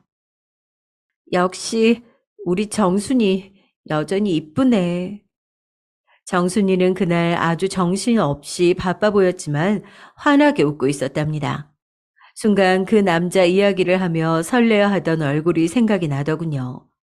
제게도 사랑을 설레어 하던 그런 시간이 있었는데 문득 입가에 씁쓸함이 감도는 것도 잠시 저는 새하얀 드레스를 입고 환하게 웃고 있는 친구를 보며 친구가 누구보다도 행복하게 살기를 기도했어요. 그리고 몇 년이 흘러 아이가 유치원에 갈 나이가 되었어요. 가끔 아이가 아빠는 어디 있냐고 물어봤지만 전 남편의 사진 한 장 가지고 있는 게 없어 아빠가 누구라고 얘기해 줄 수도 없더라고요. 그냥 아빠는 할머니 일하는 거 도와줘야 돼서 우리랑 따로 사는 거야 라고만 이야기했습니다. 정말? 그럼 아빠는 안 와? 아빠는 너무 바빠서 나중에 보자, 나중에. 나중에라는 말을 덧붙이는 게 너무 미안했지만 아이는 아빠의 얼굴도 몰라서 그런지 아빠를 보고 싶어 하지도 않더라고요. 저는 아이가 좀 더 크고 이해할 수 있는 나이가 되면 그때 엄마랑 아빠랑 이혼했다는 사실을 알려주기로 했어요. 왜 이혼했냐고 물어보면 뭐라고 대답을 해야 할까 고민을 해봤는데 아무래도 사실대로 얘기하는 것보단 그냥 성격 차이라고 대답해야겠다고 생각했습니다. 친아빠가 한겨울에 갓난아기였던 자신을 내쫓았다는 사실을 알게 되면 아이가 충격을 받고 마음의 상처를 입을까봐 걱정이 돼서요. 굳이 안 좋은 얘기는 꺼내지 말아야겠다고 생각했어요. 유치원에 간 딸아이는 또래 애들보다 똘똘했습니다. 한글과 숫자도 또래 아이들보다 빨리 떼고 자기가 하고 싶은 말을 올바른 문장으로 얘기할 줄 아는 똑똑한 아이였어요. 그리고 주변에서 아역 배우 시켜야 되는 거 아니냐고 할 정도로 얼굴도 예쁘장했고 사실 자랑하는 건 아니지만 제가 학창 시절에 남학생들한테 인기가 많았거든요. 그래서 어머님 말씀이 법인 줄 아는 마마보이 전 남편도 저와 결혼하겠다고 어머님한테 그 고집을 부린 거겠죠. 아무튼 또래보다 똑똑하고 예쁘장한 아이여서 그런지 주변 사람들의 주목을 자꾸만 받게 되더라고요. 영재학교 보내야 되는 거 아니냐, 영화배우 데뷔시켜라 등등 주변에서 좋게 봐주시는 건 정말 감사했지만 혼자 벌어서 먹고 사는 제 처지에 딸아이한테 해줄 수 있는 게 없어서 안쓰러운 마음만 커져갔습니다. 자식한테 해줄 수 있는 건 다 해주고 싶은 게 부모 마음 아니겠어요? 그런데 보잘것없는 제 능력으로는 나중에 학원 하나 보내기도 힘든 상황이었습니다. 엄마, 나 이번에도 100점 맞았다? 옆집 애보다 내가 훨씬 잘했어. 정말? 어우, 우리 딸 천재네. 아이고, 기특해. 엄마, 칭찬받으니까 더 기분 좋다. 앞으로도 공부 잘해서 엄마한테 엄청 큰 집 사줄 거야. 차도 사주고. 부잣집에서 살았으면 특별한 아이로 자랐을지 모르는 우리 아이는 제 밑에서 크는 바람에 평범한 학교를 다니며 평범한 삶을 살게 됐죠. 그래도 성격이 활발해서 친구 관계에도 문제가 없고 학교 다니는 것도 재밌어 하더라고요. 저는 아이가 학교에 들어가서 손을 조금 덜 타게 되니 일을 늘려야겠다고 생각했어요. 나중에 대학도 보내고 결혼도 시키려면 한 살이라도 젊을 때 열심히 벌어놔야죠. 그래서 저는 평일에는 식당 일을, 그리고 주말에는 백화점에서 아르바이트를 했습니다. 아이가 혼자서 밥도 잘 차려 먹고 뭐든지 혼자서 척척 해내는 아이라서 다행이었어요. 그런데 아이가 12살쯤이던 어느 주말 백화점 아르바이트가 끝난 후에 집에 돌아오보니 집안에 불이 다 꺼져 있더라고요. 저는 아이가 자는 줄 알고 방에 들어가 봤더니 아이가 불 꺼진 방 한 구석에 쪼그리고 앉아 있는 거예요. 아니겠어요? 저는 너무 놀라 아이에게 달려갔습니다. 제가 수진아 하고 부르며 달려가자 고개를 파묻고 울던 아이가 퉁퉁 부은 눈으로 저를 올려다봤어요. 저는 어디 다치기라도 했는지 걱정돼서 딸아이의 몸을 여기저기 살펴봤지만 딱히 다친 곳은 없더라고요. 제가 왜 그러냐고 무슨 일 있냐고 아이를 붙잡고 물어보자 아이는 침대 밑에서 무언가를 스르르 꺼내더군요. 그걸 본 저는 가슴이 철렁 내려앉았습니다. 수, 수진아, 너 이걸 어떻게... 아이가 꺼낸 것은 바로 저의 일기장이 들어있는 상자였어요. 상자 하나를 가득 채울 정도로 잔뜩 있는 제 일기장은 저의 지난 10년의 세월이 가득 담긴 기록이었습니다.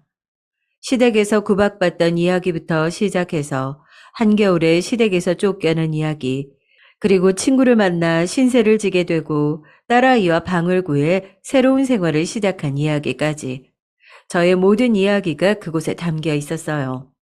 딸아이는 저에게 칭찬받고 싶어서 제가 퇴근하기 전 집을 구석구석 청소하던 중 제 일기장이 들어있는 상자를 발견했다고 합니다. 첫 번째 일기장을 펼치자마자 눈에 들어온 할머니의 충격적인 반응 때문에 도저히 일기장을 손에서 뗄 수가 없었다고 해요. 그동안 자기는 왜 아빠가 없을까 궁금했던 적이 여러 번 있었는데 이 일기장을 보자마자 아빠가 없어서 다행이라는 생각이 들었다고 하더라고요. 딸은 울면서 저를 와라간더니 제 귀에 대고 속삭였습니다. 엄마, 할머니랑 아빠는 정말 나쁜 사람이야. 내가 커서 꼭 엄마 복수해 줄게. 저는 아이의 말에 깜짝 놀라 너 그런 말은 어디서 배웠느냐고 그런 나쁜 말은 하면 안 된다고 다그쳤습니다. 그런데 아이는 눈에 힘을 주고 씩씩대면서 말하더군요. 나쁜 사람한테는 나쁜 말 해도 돼. 내가 나중에 돈 많이 벌어서 엄마 호강시켜주고 할머니한테는 꼭 복수할 거야. 내가 꼭 약속할게, 엄마. 저는 아이가 얼마나 충격을 받았으면 지 아빠랑 할머니한테 복수한다는 말까지 할까 싶어 가슴이 미어졌어요. 그리고 아이를 안고 등을 토닥이며 달랬습니다. 아니야, 수진아. 엄만 복수 같은 거 필요 없어. 엄만 수진이만 있으면 행복해. 엄마, 미안해. 미안해. 내가 다 미안해. 딸아이는 제가 쫓겨난 게 모두 자기 탓이라고 생각하는 듯 했어요. 제 말을 들은 아이는 제 품에서 한참이나 서럽게 울더라고요. 저도 눈에서 눈물이 흐르는 것을 막을 수 없었습니다. 그리고 그 일이 있은 후 제 딸은 갑자기 나이에 비해 철이 확 들어버린 느낌이었어요. 아직 12살밖에 안 된 아이인데 가끔 딸과 대화를 하다 보면 어른과 대화하는 느낌이 들 때가 종종 있었습니다. 어린 나이에 받아들이기 힘든 일을 알게 되다 보니 그 나이대에 해맑음이 사라지고 성숙함만 남게 되어 아이에게 너무 미안했어요. 일기장을 못 보게끔 꼭꼭 숨겨놨어야 했는데 침대 밑에 숨겨놓으면 못 볼 거라고 생각한 제 자신이 너무 바보같이 느껴졌습니다. 아이에게만은 알리지 않고 싶던 진실이었는데 이게 다 멍청한 제 탓이겠죠. 그리고 아이는 그날 이후로 자기가 꼭 성공하겠다며 공부도 열심히 하고 뭐든지 더 열심히 하더라고요. 굳이 제가 신경 쓸 필요가 없이 스스로 뭐든지 다 잘 해주었습니다. 그리고 몇 년이 더 흘러 제 딸은 대학생이 됐어요. 아이는 대학에 진학해서는 공부도 열심히 했지만 외모를 가꾸는 것에도 관심이 많더라고요. 옷 입는 것에도 관심이 많고 외모가 예쁘다 보니까 지나다가 모델 제의나 길거리 캐스팅을 받는 일도 많았습니다. 등록금을 보탠다고 카페 아르바이트를 하던 딸아이는 피팅 모델 일이 돈을 더 준다며 모델 일을 시작하게 됐어요. 몇 번 해보다 보니 적성에 너무 잘 맞는다며 점점 일을 늘리더라고요. 그러다 보니 아무래도 학업에 소홀해질 수밖에 없었습니다. 걱정이 된 저는 몇 번 잔소리도 해보았지만 소용이 없었어요. 그러던 중 아이가 조심스레 절 앉혀두곤 충격적인 말을 하더라고요. 엄마, 나 아무래도 이게 내 길인 것 같아. 학교는 그냥 때려치울래. 나도 내 쇼핑몰을 차려서 돈 벌 거야. 어? 아니, 갑자기 그게 무슨 말이야? 학교는 어쩌고? 엄마, 나 한번 믿어줘. 저는 학교를 때려치우겠다는 아이의 말에 사색이 되었어요. 남들이 부러워하는 좋은 학교에 입학해 놓고 때려치우겠다니요. 너 그러다가 쇼핑몰 잘 안 되면 어떡할 거냐고. 그래도 대학 졸업장은 있어야 취업할 거 아니냐고 다그쳐봤지만 딸아이의 고집이 어마어마하더라고요. 자기는 무조건 잘 될 자신 있다면서 여태까지 자기를 봐서 알지 않냐며 엄마가 여지껏 그래왔던 것처럼 자기를 믿고 지켜봐달라고 하더라고요. 엄마, 더 이상 학교 다니는 건 의미 없어. 내가 해보고 싶은 일을 한 번쯤 해보고 싶어. 저는 정말 하늘이 무너지는 것 같았지만 여태까지 스스로 뭐든지 잘해온 제 딸이었기 때문에 한 번만, 딱 한 번만 믿어보기로 했습니다. 아이는 학교에 자퇴서를 내고 자퇴를 하게 됐어요. 그리고 딸아이가 자기가 말했던 것을 반드시 지키려는 듯 발에 불이 나도록 이리 뛰고 저리 뛰며 열심히 하더군요. 매일 아침 일찍 동대문에 가서 옷을 떼오고 본인이 직접 입고 사진을 찍어 홈페이지에 올리더라고요. 모델 일을 많이 했어서 그런지 사진 찍어 놓은 것을 보면 예쁘긴 했습니다. 그래도 사업이 뭐 그리 쉽나요? 거의 1년간은 주문이 거의 들어오지 않아 재고만 쌓여가더라고요. 솔직히 1년 정도 하고 잘 안 되면 포기할 줄 알았는데 딸아이는 포기하지 않고 잠을 줄여가면서 더욱더 열심히 발버둥 쳤습니다. 그러다가 1년이 넘은 시점부터 슬슬 반응이 오기 시작하더니 순식간에 매출이 오르더라고요. 사업을 시작한 지 1년 반이 된 시점에는 월 순이익이 일반 직장인 월급 정도 되더니 2년이 돼갈 쯤엔 한 달에 직장인 연봉에 달하는 금액을 벌더라고요. 물론 중간에 휘청할 뻔한 적도 몇 번 있었지만 위기를 잘 넘기고 승승장구하며 사업을 시작한 지 5년이 되었을 쯤엔 남부럽지 않은 재산을 가지게 됐습니다. 처음에는 딸아이 혼자서 일을 하는 게 힘들어 보여서 택배 포장 같은 건 제가 도와주곤 했는데 어느 순간부터는 사무실도 차리고 직원들도 거느리고 있는 어엿한 사장님이 되어 있더군요. 이렇게까지 잘 될 거라고는 생각도 못 해봤는데 운이 좋았던 건지 아니면 딸아이가 사업 수완이 유난히 좋은 건지 말 그대로 대박이었습니다. 그리고 딸아이는 그렇게 바쁜 와중에도 틈틈이 재테크 공부를 하더라고요. 머리가 좋아서 그런지 재테크에도 소질이 있어 재산은 점점 불어만 갔습니다. 어느새 우리는 강남의 비싼 아파트로 이사를 가게 되었고 비싼 외제차도 2대나 가지게 되었었죠. 딸아이가 좋은 정보를 알아놨다며 괜찮은 건물도 하나 소유하게 됐고요. 알아주는 큰 부자가 된 건 아니었지만 그래도 우리 입장에서 이 정도면 정말로 하늘의 복이라 말할 수 있었습니다. 우리 딸의 똑똑함과 현명함을 하늘도 알아준 거라 여겼어요. 그리고 무엇보다 딸이 어떻게든 자기가 이제 집안을 일으킬 거라며 이를 바득바득 앓면서 애쓴 그 마음, 그 때문에 이렇게 잘 될 수 있다는 걸 알았습니다. 딸의 그 눈물겨운 노력을 알았기에 더 고맙고 애틋했죠. 저는 일단 제 평생 은인이던 친구에게도 보답할 수 있게 됐어요. 네, 바로 정순이요. 저와 딸을 젊은 시절 도와준 그 친구는 딸도 알고 있었어요. 제가 워낙 정순이 이야기도 많이 했고 살림이 조금씩 핀 이후에도 간간히 연락을 이어오고 있었거든요. 정순이에게 조심스레 봉투에 담긴 돈을 건네며 딸은 엄마와 절 받아줘 고맙다는 말을 했습니다. 정순이는 어떻게 이 돈을 받겠냐며 괜찮다고 한사코 거절했지만요. 아니에요. 이모 덕분에 제가 잘 자랐고 저희 엄마도 도움 받으셨잖아요. 그 은혜 잊지 않고 꼭 갚고 싶어요. 감사합니다, 이모. 정순이는 한참을 말을 못 잇고 더듬거리다가 눈물을 그렁거리며 겨우 돈을 받아들였습니다. 마침 정순이 쪽 사정이 그리 좋지 않았기에 더 쓸모있게 쓰인 돈이었어요. 그렇게 친구에 대한 마음의 빚을 갚고 나니 한결 마음이 더 가벼워진 것 같았습니다. 그리고 앞으로 어찌해야 할까 고민하다가 일단 딸아이의 성화에 못 이겨 저는 원래 하던 일은 그만두고 딸아이네 회사 일을 도와주기로 했어요. 사실 옷 입는 법도 모르고 컴퓨터도 잘 다루지 못하는 제가 도와줄 만한 일은 딱히 없었는데 그냥 딸 옆에 있어주고 싶더라고요. 그래서 소소하게 사무실 청소도 하고 화분에 물도 주고 직원들 야근하면 맛있는 야식이라도 만들어주는 정도로 하기로 했습니다. 제 존재가 괜히 일하는 사람들에게 민폐가 될까봐 걱정도 됐는데 다행히 직원들이 벽 없이 허물 없이 대해주더라고요.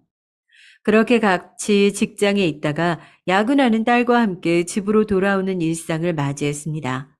시간이 지나고 보니 딸아이 덕분에 가진 거 없이 시댁에서 맨몸에 쫓겨났던 제가 어느새 부잣집 사모님이 되어 있었네요.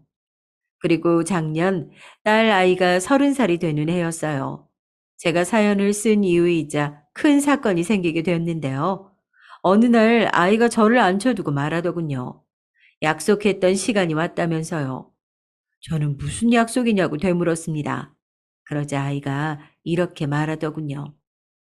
엄마, 내가 어릴 때 약속했던 거 기억나? 내가 할머니한테 복수해준다고 했잖아. 이제 복수할 수 있을 것 같아, 엄마. 저는 그때 그 말을 잊고 있었는데 딸아이의 말에 다시 기억이 나더군요. 저는 무슨 복수냐며 괜히 그런 몹쓸 집안에 휘말리지 말라고 했어요. 그러자 딸아이는 걱정 말라며 자기가 계획을 다 세워놨다고 하더라고요. 엄마는 그냥 옆에서 지켜보기만 하라면서요. 그리고 딸아이는 이렇게 말했습니다. 엄마, 내가 뒷조사를 해보니까 그 집구석 아직도 고깃집 하고 있더라고. 그것도 망해가는 고깃집 3대가 같이 운영한다더라고. 뭐? 3대? 저는 3대라는 말에 의아해서 물었죠. 그러자 딸이 대답했습니다. 3대.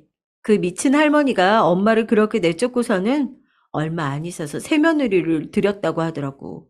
그리고 그 며느리가 아들 손주를 낳았고 기막히지. 참, 죄 지은 사람들은 벌 받아야 되는데 왜 그런 사람들이 잘 먹고 잘 사는지 몰라. 아무튼 엄마, 나 내일 그 식당 찾아가기로 했어. 찾아간다고? 아니 거길 네가 왜 가? 가지 마. 아, 괜히 갔다가 딸아이는 신난 듯 얘기하더라고요.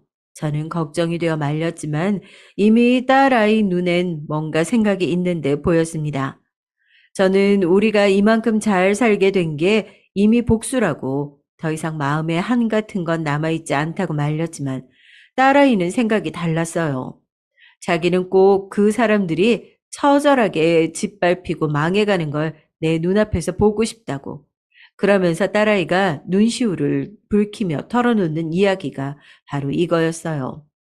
사실 그 이야기를 듣고 저 역시 분노할 수밖에 없었는데요.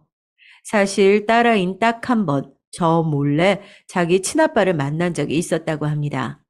그러니까 네, 제 남편을요. 아빠가 날 찾아왔거든. 아주 어렸을 때. 13살 때쯤이었나? 어떻게 알고 찾아왔는지 모르겠지만 나한테 그러더라고. 너희 엄마랑 잘 살고 있냐? 내가 고개를 끄덕이니까 그럼 행여나 네가 성인이 돼서라도 절대 자기들 눈앞엔 나타나지 말라는 거야. 내가 입은 옷이 좀 더러웠나 봐. 내 옷을 보더니 그런 거짓꼴로 나타나선 아주 자기들 입장이 곤란하다고 그러는 거야. 아저씨가 부탁하는 거니까 그렇게 제발 해달라고. 어? 당신 무슨 말인지 알 수가 없었어. 이 사람이 내 아빠라고 인지하는 것도 힘들었었거든. 나중에서야 이게 뭔 말인지 알게 됐지. 그때 아빤 자기를 아저씨라고 하면서 그렇게 말하더라. 그래서 그때 생각했어. 아, 내가 어떻게든 얼굴을 보여줘야겠다. 어떻게든 나타나줘야겠다. 난 한시도 그 사람들 잊어본 적이 없어. 어떻게 있겠어. 그런 말을 해놓고 갔는데. 너 왜 이걸 말 안 하고 혼자 알고 있었어? 딸은 자기만 상처받으면 됐지 이미 너무 많은 상처를 받은 엄마까지 아프게 하고 싶지는 않았답니다. 그런데 그 말은 뇌리에서 계속 잊혀지지 않고 딸을 괴롭혀 왔다고 해요. 마치 트라우마처럼 자기를 벌레처럼 보던 아빠의 눈길이 잊혀지지 않았다고 합니다. 물론 시간이 흐르면서 아빠란 존재도 차츰 흐려져 갔지만 엄마를 떠올리면 그럴 수밖에 없었다고 해요. 그리고 다음 날 아이는 할머니의 식당에 다녀왔습니다. 지방에 있어서 거리가 멀다 보니 새벽 일찍 나갔는데 밤 늦게서야 들어오더라고요. 저는 딸아이 걱정에 잠도 못 들고 기다리다가 활짝 웃는 얼굴로 콧노래를 부르며 들어오는 딸아이를 거실에 앉혀놓고 꼬치꼬치 물어보았습니다. 어떻게 되었느냐고요. 딸아이는 웃기다는 듯 한바탕 웃음을 터뜨리더니 저에게 말해 주었습니다. 엄마, 내 차 끌고 갔잖아. 거기 식당에 갔는데 발레 파킹 해주는 사람이 아빠더라. 한눈에 알아봤지. 그런데 한눈에 봐도 비싸 보이는 외제차가 들어오니까 아빠가 다른 차들은 제쳐두고 내 차로 달려와서는 아주 굽신거리더라고. 정말 웃겨. 차에 기스라도 날까봐 초조해하던 그 모습 엄마도 봤어야 됐는데 엄마가 봤으면 아주 웃겨서 자지러졌을 거야. 저는 비싼 차를 보고 남편이 굽실거렸다는 말을 듣고 웃겨서 저도 모르게 웃음이 피식 나왔습니다. 그러자 딸 아이는 뒷얘기도 마저 하더군요. 그리고 내가 식당에 들어가서 다짜고짜 사장님 좀 뵙자고 했지. 솔직히 직원들이 안 된다고 할 줄 알았는데 내 차림을 보더니 안절부절하면서 바로 할머니를 데려오더라고. 내가 일부러 나 부자요 하는 느낌으로다가 입고 갔는데 그게 효과가 있었나 봐. 그리고 할머니가 나왔는데 나를 알아보지도 못하고 방으로 가자고 하더라고. 그리고 이어진 딸의 얘기에 따르면 방에서 할머니에게 내가 할머니 손녀딸이라고 밝히자 처음엔 믿질 않았다고 하더라고요. 네가 내 손녀? 그러니까 그의 딸이라고? 어이구 세상에. 네, 할머니 제가 할머니 손녀예요. 보고 싶었어요, 할머니. 거지처럼 살고 있을 줄 알았던 손녀딸이 부티를 폴폴 풍기면서 나타나자 당연히 믿을 수 없었겠죠. 그래서 딸이 주민등록증 상의 생년월일과 어렸을 적 사진을 보여주자 그제서야 본인이 아들과 닮았다며 믿는 눈치였다고 합니다. 주차장에서 일하고 있던 남편까지 불러와 네 딸이 맞냐고 몇 번씩 확인까지 하더니 본인이 한 짓도 있고 아이고 우리 손녀딸아 하면서 아이를 끌어안았답니다. 아마 초라한 행색으로 갔으면 나는 너 같은 손녀딸 둔 적 없다면서 내쳤을 테죠. 딸아이는 할머니와 아빠가 너무 보고 싶었다면서 반가워하는 연기를 했다고 해요.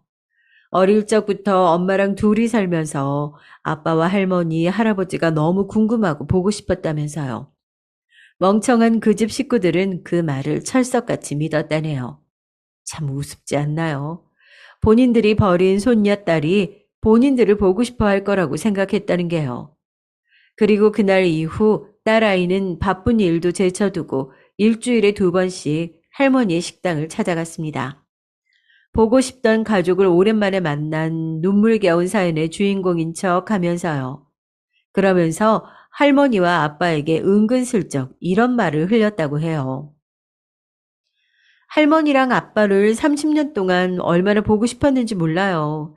나중에 커서 성공하면 꼭 저를 낳아주신 아빠와 할머니에게 보답을 하고 싶었는데, 이제는 저도 남부럽지 않게 돈을 벌게 되어서 몇 년 전부터 할머니 선물로 돈을 모으고 있었어요.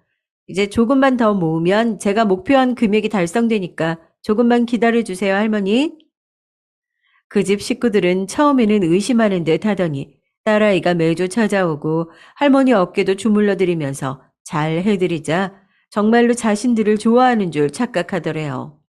그리고 딸아이가 일부러 그 집 식구들 앞에서 사업 관련 전화, 부동산 관련 전화들을 받는 척 하기도 하고 일부러 자기가 가진 건물 사진도 보여주는 등 돈 많은 티를 팍팍 냈더니 아주 딸아이한테 잘 보이려고 용을 쓴다고 하더라고요. 정말 그걸 다 믿는다고? 어, 너무 찰석같이 믿어서 좀 민망할 정도더라고. 겉모습만 보고 바로 현혹된 거지. 내가 늘 부자처럼 입고 나타났으니까. 딸아이는 가소롭다는 듯 웃으며 아마 허름한 꼴로 나타났으면 자기를 사람 취급도 안 했을 거라고 덧붙이더군요. 거기에 딸아이가 해준다는 그 선물, 선물이란 단어에 시어머니는 난리도 아닌 것 같았답니다. 아마도 그 사람들은 저렇게 건물도 가지고 있는 딸아이가 몇 년째 모으고 있는 돈이라고 하니 어마무시한 금액이라고 생각하고 있는 거겠죠. 그런데 딸아이는 거의 몇 달에 걸쳐 그 집에 드나들면서 할머니와 아빠의 신뢰를 완벽하게 얻어냈어요. 도대체 무슨 짓을 하려고 싫어하는 사람들한테 저렇게 아양을 떨어가며 그 오랜 시간을 공을 들였는지 너무 궁금했죠. 궁금증을 못 참고 딸아이에게 물어보자 믿을 수 없는 이야기를 하더군요. 알고 보니 제 딸이 그 집 식구들을 그렇게 공을 들여 구워 삶은 건 다 이유가 있더라고요. 정확한 금액은 이야기하지 않고 마치 큰 재산을 줄 것처럼 기대감을 높여놓은 다음에 그 인간들이 가지고 있는 것들을 하나씩 내려놓게 했답니다. 할머니한테는 식당 일 하시는 거 힘들어 보이는데 연세도 있고 쉬시는 게 좋지 않겠냐는 식으로 구슬렀다네요. 할머니, 어차피 이 식당 장사도 잘 안 되고 이러다 나중에 약값 병원비만 더 나오세요. 물론 제가 그 돈 다 책임져 줄 순 있지만 그래도 할머니 아프면 걱정돼요. 아빠도 저도 이미 허리도 아파서 아침마다 끙끙거리시잖아요. 아이고, 나 알아주는 건 우리 손녀딸밖에 없네. 고마워라. 그리고 웃기게도 할망구는 손녀딸이 그렇게 얘기하자 자기한테 준다던 그 돈으로 편하게 먹고 살라는 뜻인 줄로 지레짐작해 식당을 처분하고 있다고 하더라고요. 그 집 손주는 어렵게 어느 대기업에 들어갔는데 매일 회사 욕, 상사 욕을 하며 다니기 싫단 말을 하더래요. 그래서 그래, 누나도 알지. 그럼 남 밑에서 일하지 말고 차라리 내 밑에서 일하는 거 어떠니? 내가 돈은 톡톡히 쳐줄게. 하면서 회사 다니는 거 정 힘들면 내가 한 자리 마련해 줄 수 있는지 한번 알아볼 테니 그만두는 것도 생각해 보라는 식으로 말했답니다.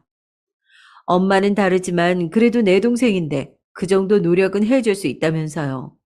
강요는 아니니 네가 선택하라고 하면서 지나가는 말로 얘기했다네요. 그 놈도 그 말에 솔깃해서 얼마 전 회사에 사직서를 냈다고 하더라고요. 저는 딸아이가 너무 큰일을 벌이는 것 같아 걱정이 돼요. 너 어쩌려고 그래? 아, 진짜로 그거 다 해줄 거야? 라고 물어봤더니 이렇게 대답하더라고요. 엄마, 내가 바보도 아니고 내가 할머니한테 돈 모아서 준다고만 했지 정확한 금액도 얘기한 적도 없는데 할머니가 괜히 설레발쳐서 저러는 거야. 내가 언제 할머니한테 식당 그만두면 책임진다고 했어? 그냥 연세도 많으니까 쉬시는 게 좋아 보인다고만 했지. 늙어서도 돈 욕심에 눈이 멀어가지고는 확실하지도 않은 얘기에 멍청한 짓 하는 건 할머니 본인의 선택이야. 그리고 그 동생인지 뭔지 그 자식도 참 멍청해. 아니, 내가 무슨 일을 시키고 연봉을 얼마를 줄 줄 알고 그 좋은 대기업을 그만둬? 하여튼 그 집 식구들은 전부 다 나한테서 뭐 좀 뜯어가려고 눈이 돌아서는 정상적인 사고를 못한다니까? 딸아이는 그저 마음껏 조소하며 비웃었지만 저는 내심 혹시나 딸아이가 어떻게 될까봐 걱정됐어요. 하지만 딸아이는 혹시나 자기가 무슨 일이 생기더라도 엄마의 복수를 위해서는 감당할 수 있으니 걱정 말라고 하더라고요. 돈은 차고 넘치게 있으니 벌금 내라면 내고 징역 살라면 몇 년 살 각오 되어 있다고요. 그리고 우리나라 최고의 변호사를 선임해서 이길 자신이 있다면서요.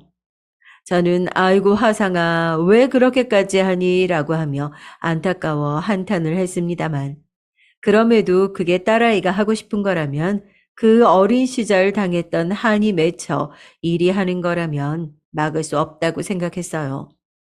그리고 얼마 후 드디어 딸아이는 할머니를 위해 모으던 돈이 드디어 다 모였다며 그 집에 찾아갔습니다. 도대체 준다던 돈이 얼마일까 기대하던 그 집 식구들은 며느리까지 한 방에 다 모여 있었다고 하네요. 그리고 딸아이는 성큼성큼 할머니에게 걸어가 봉투를 내밀었답니다. 할머니는 봉투를 열어보지도 않은 채 아이고 고맙다 정말 고마워 라고 하면서 눈물을 흘렸다고 하네요.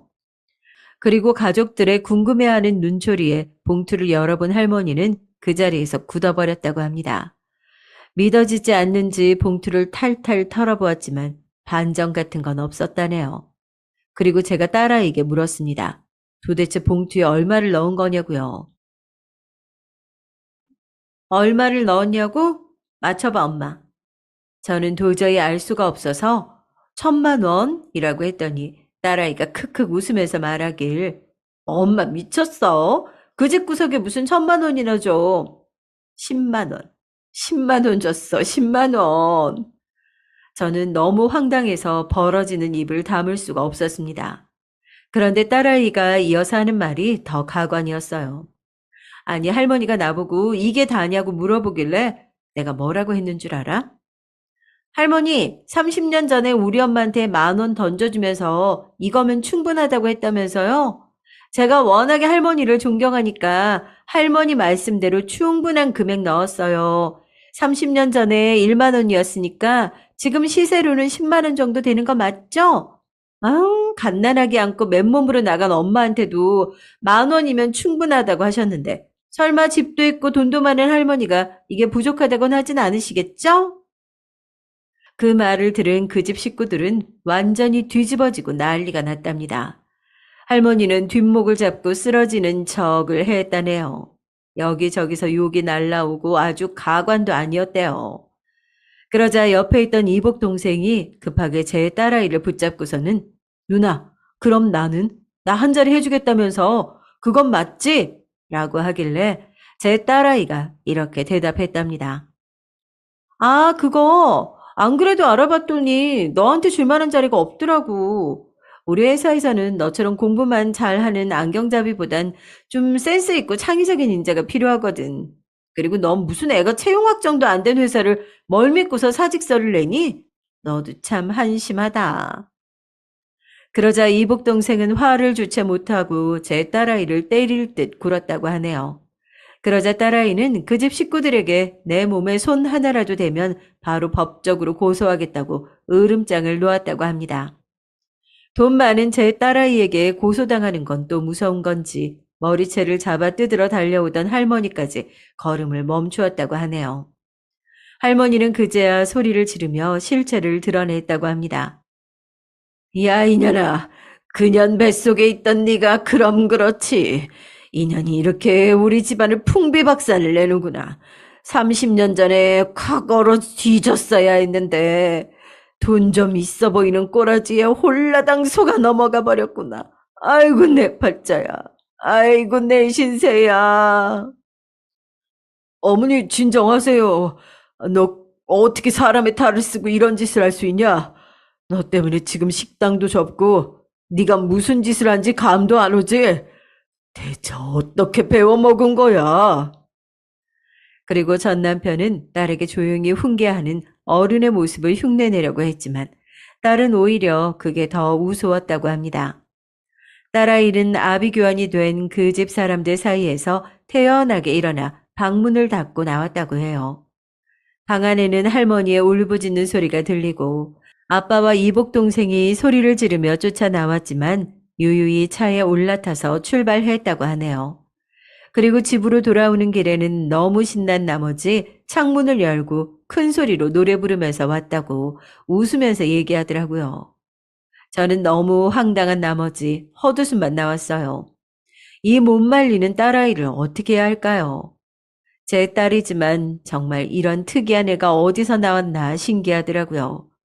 그런데 딸아이가 저에게 얘기를 하면서 고소하다고 배꼽을 잡고 푸하하 웃자 저도 모르게 웃음이 피식 터져 나왔습니다.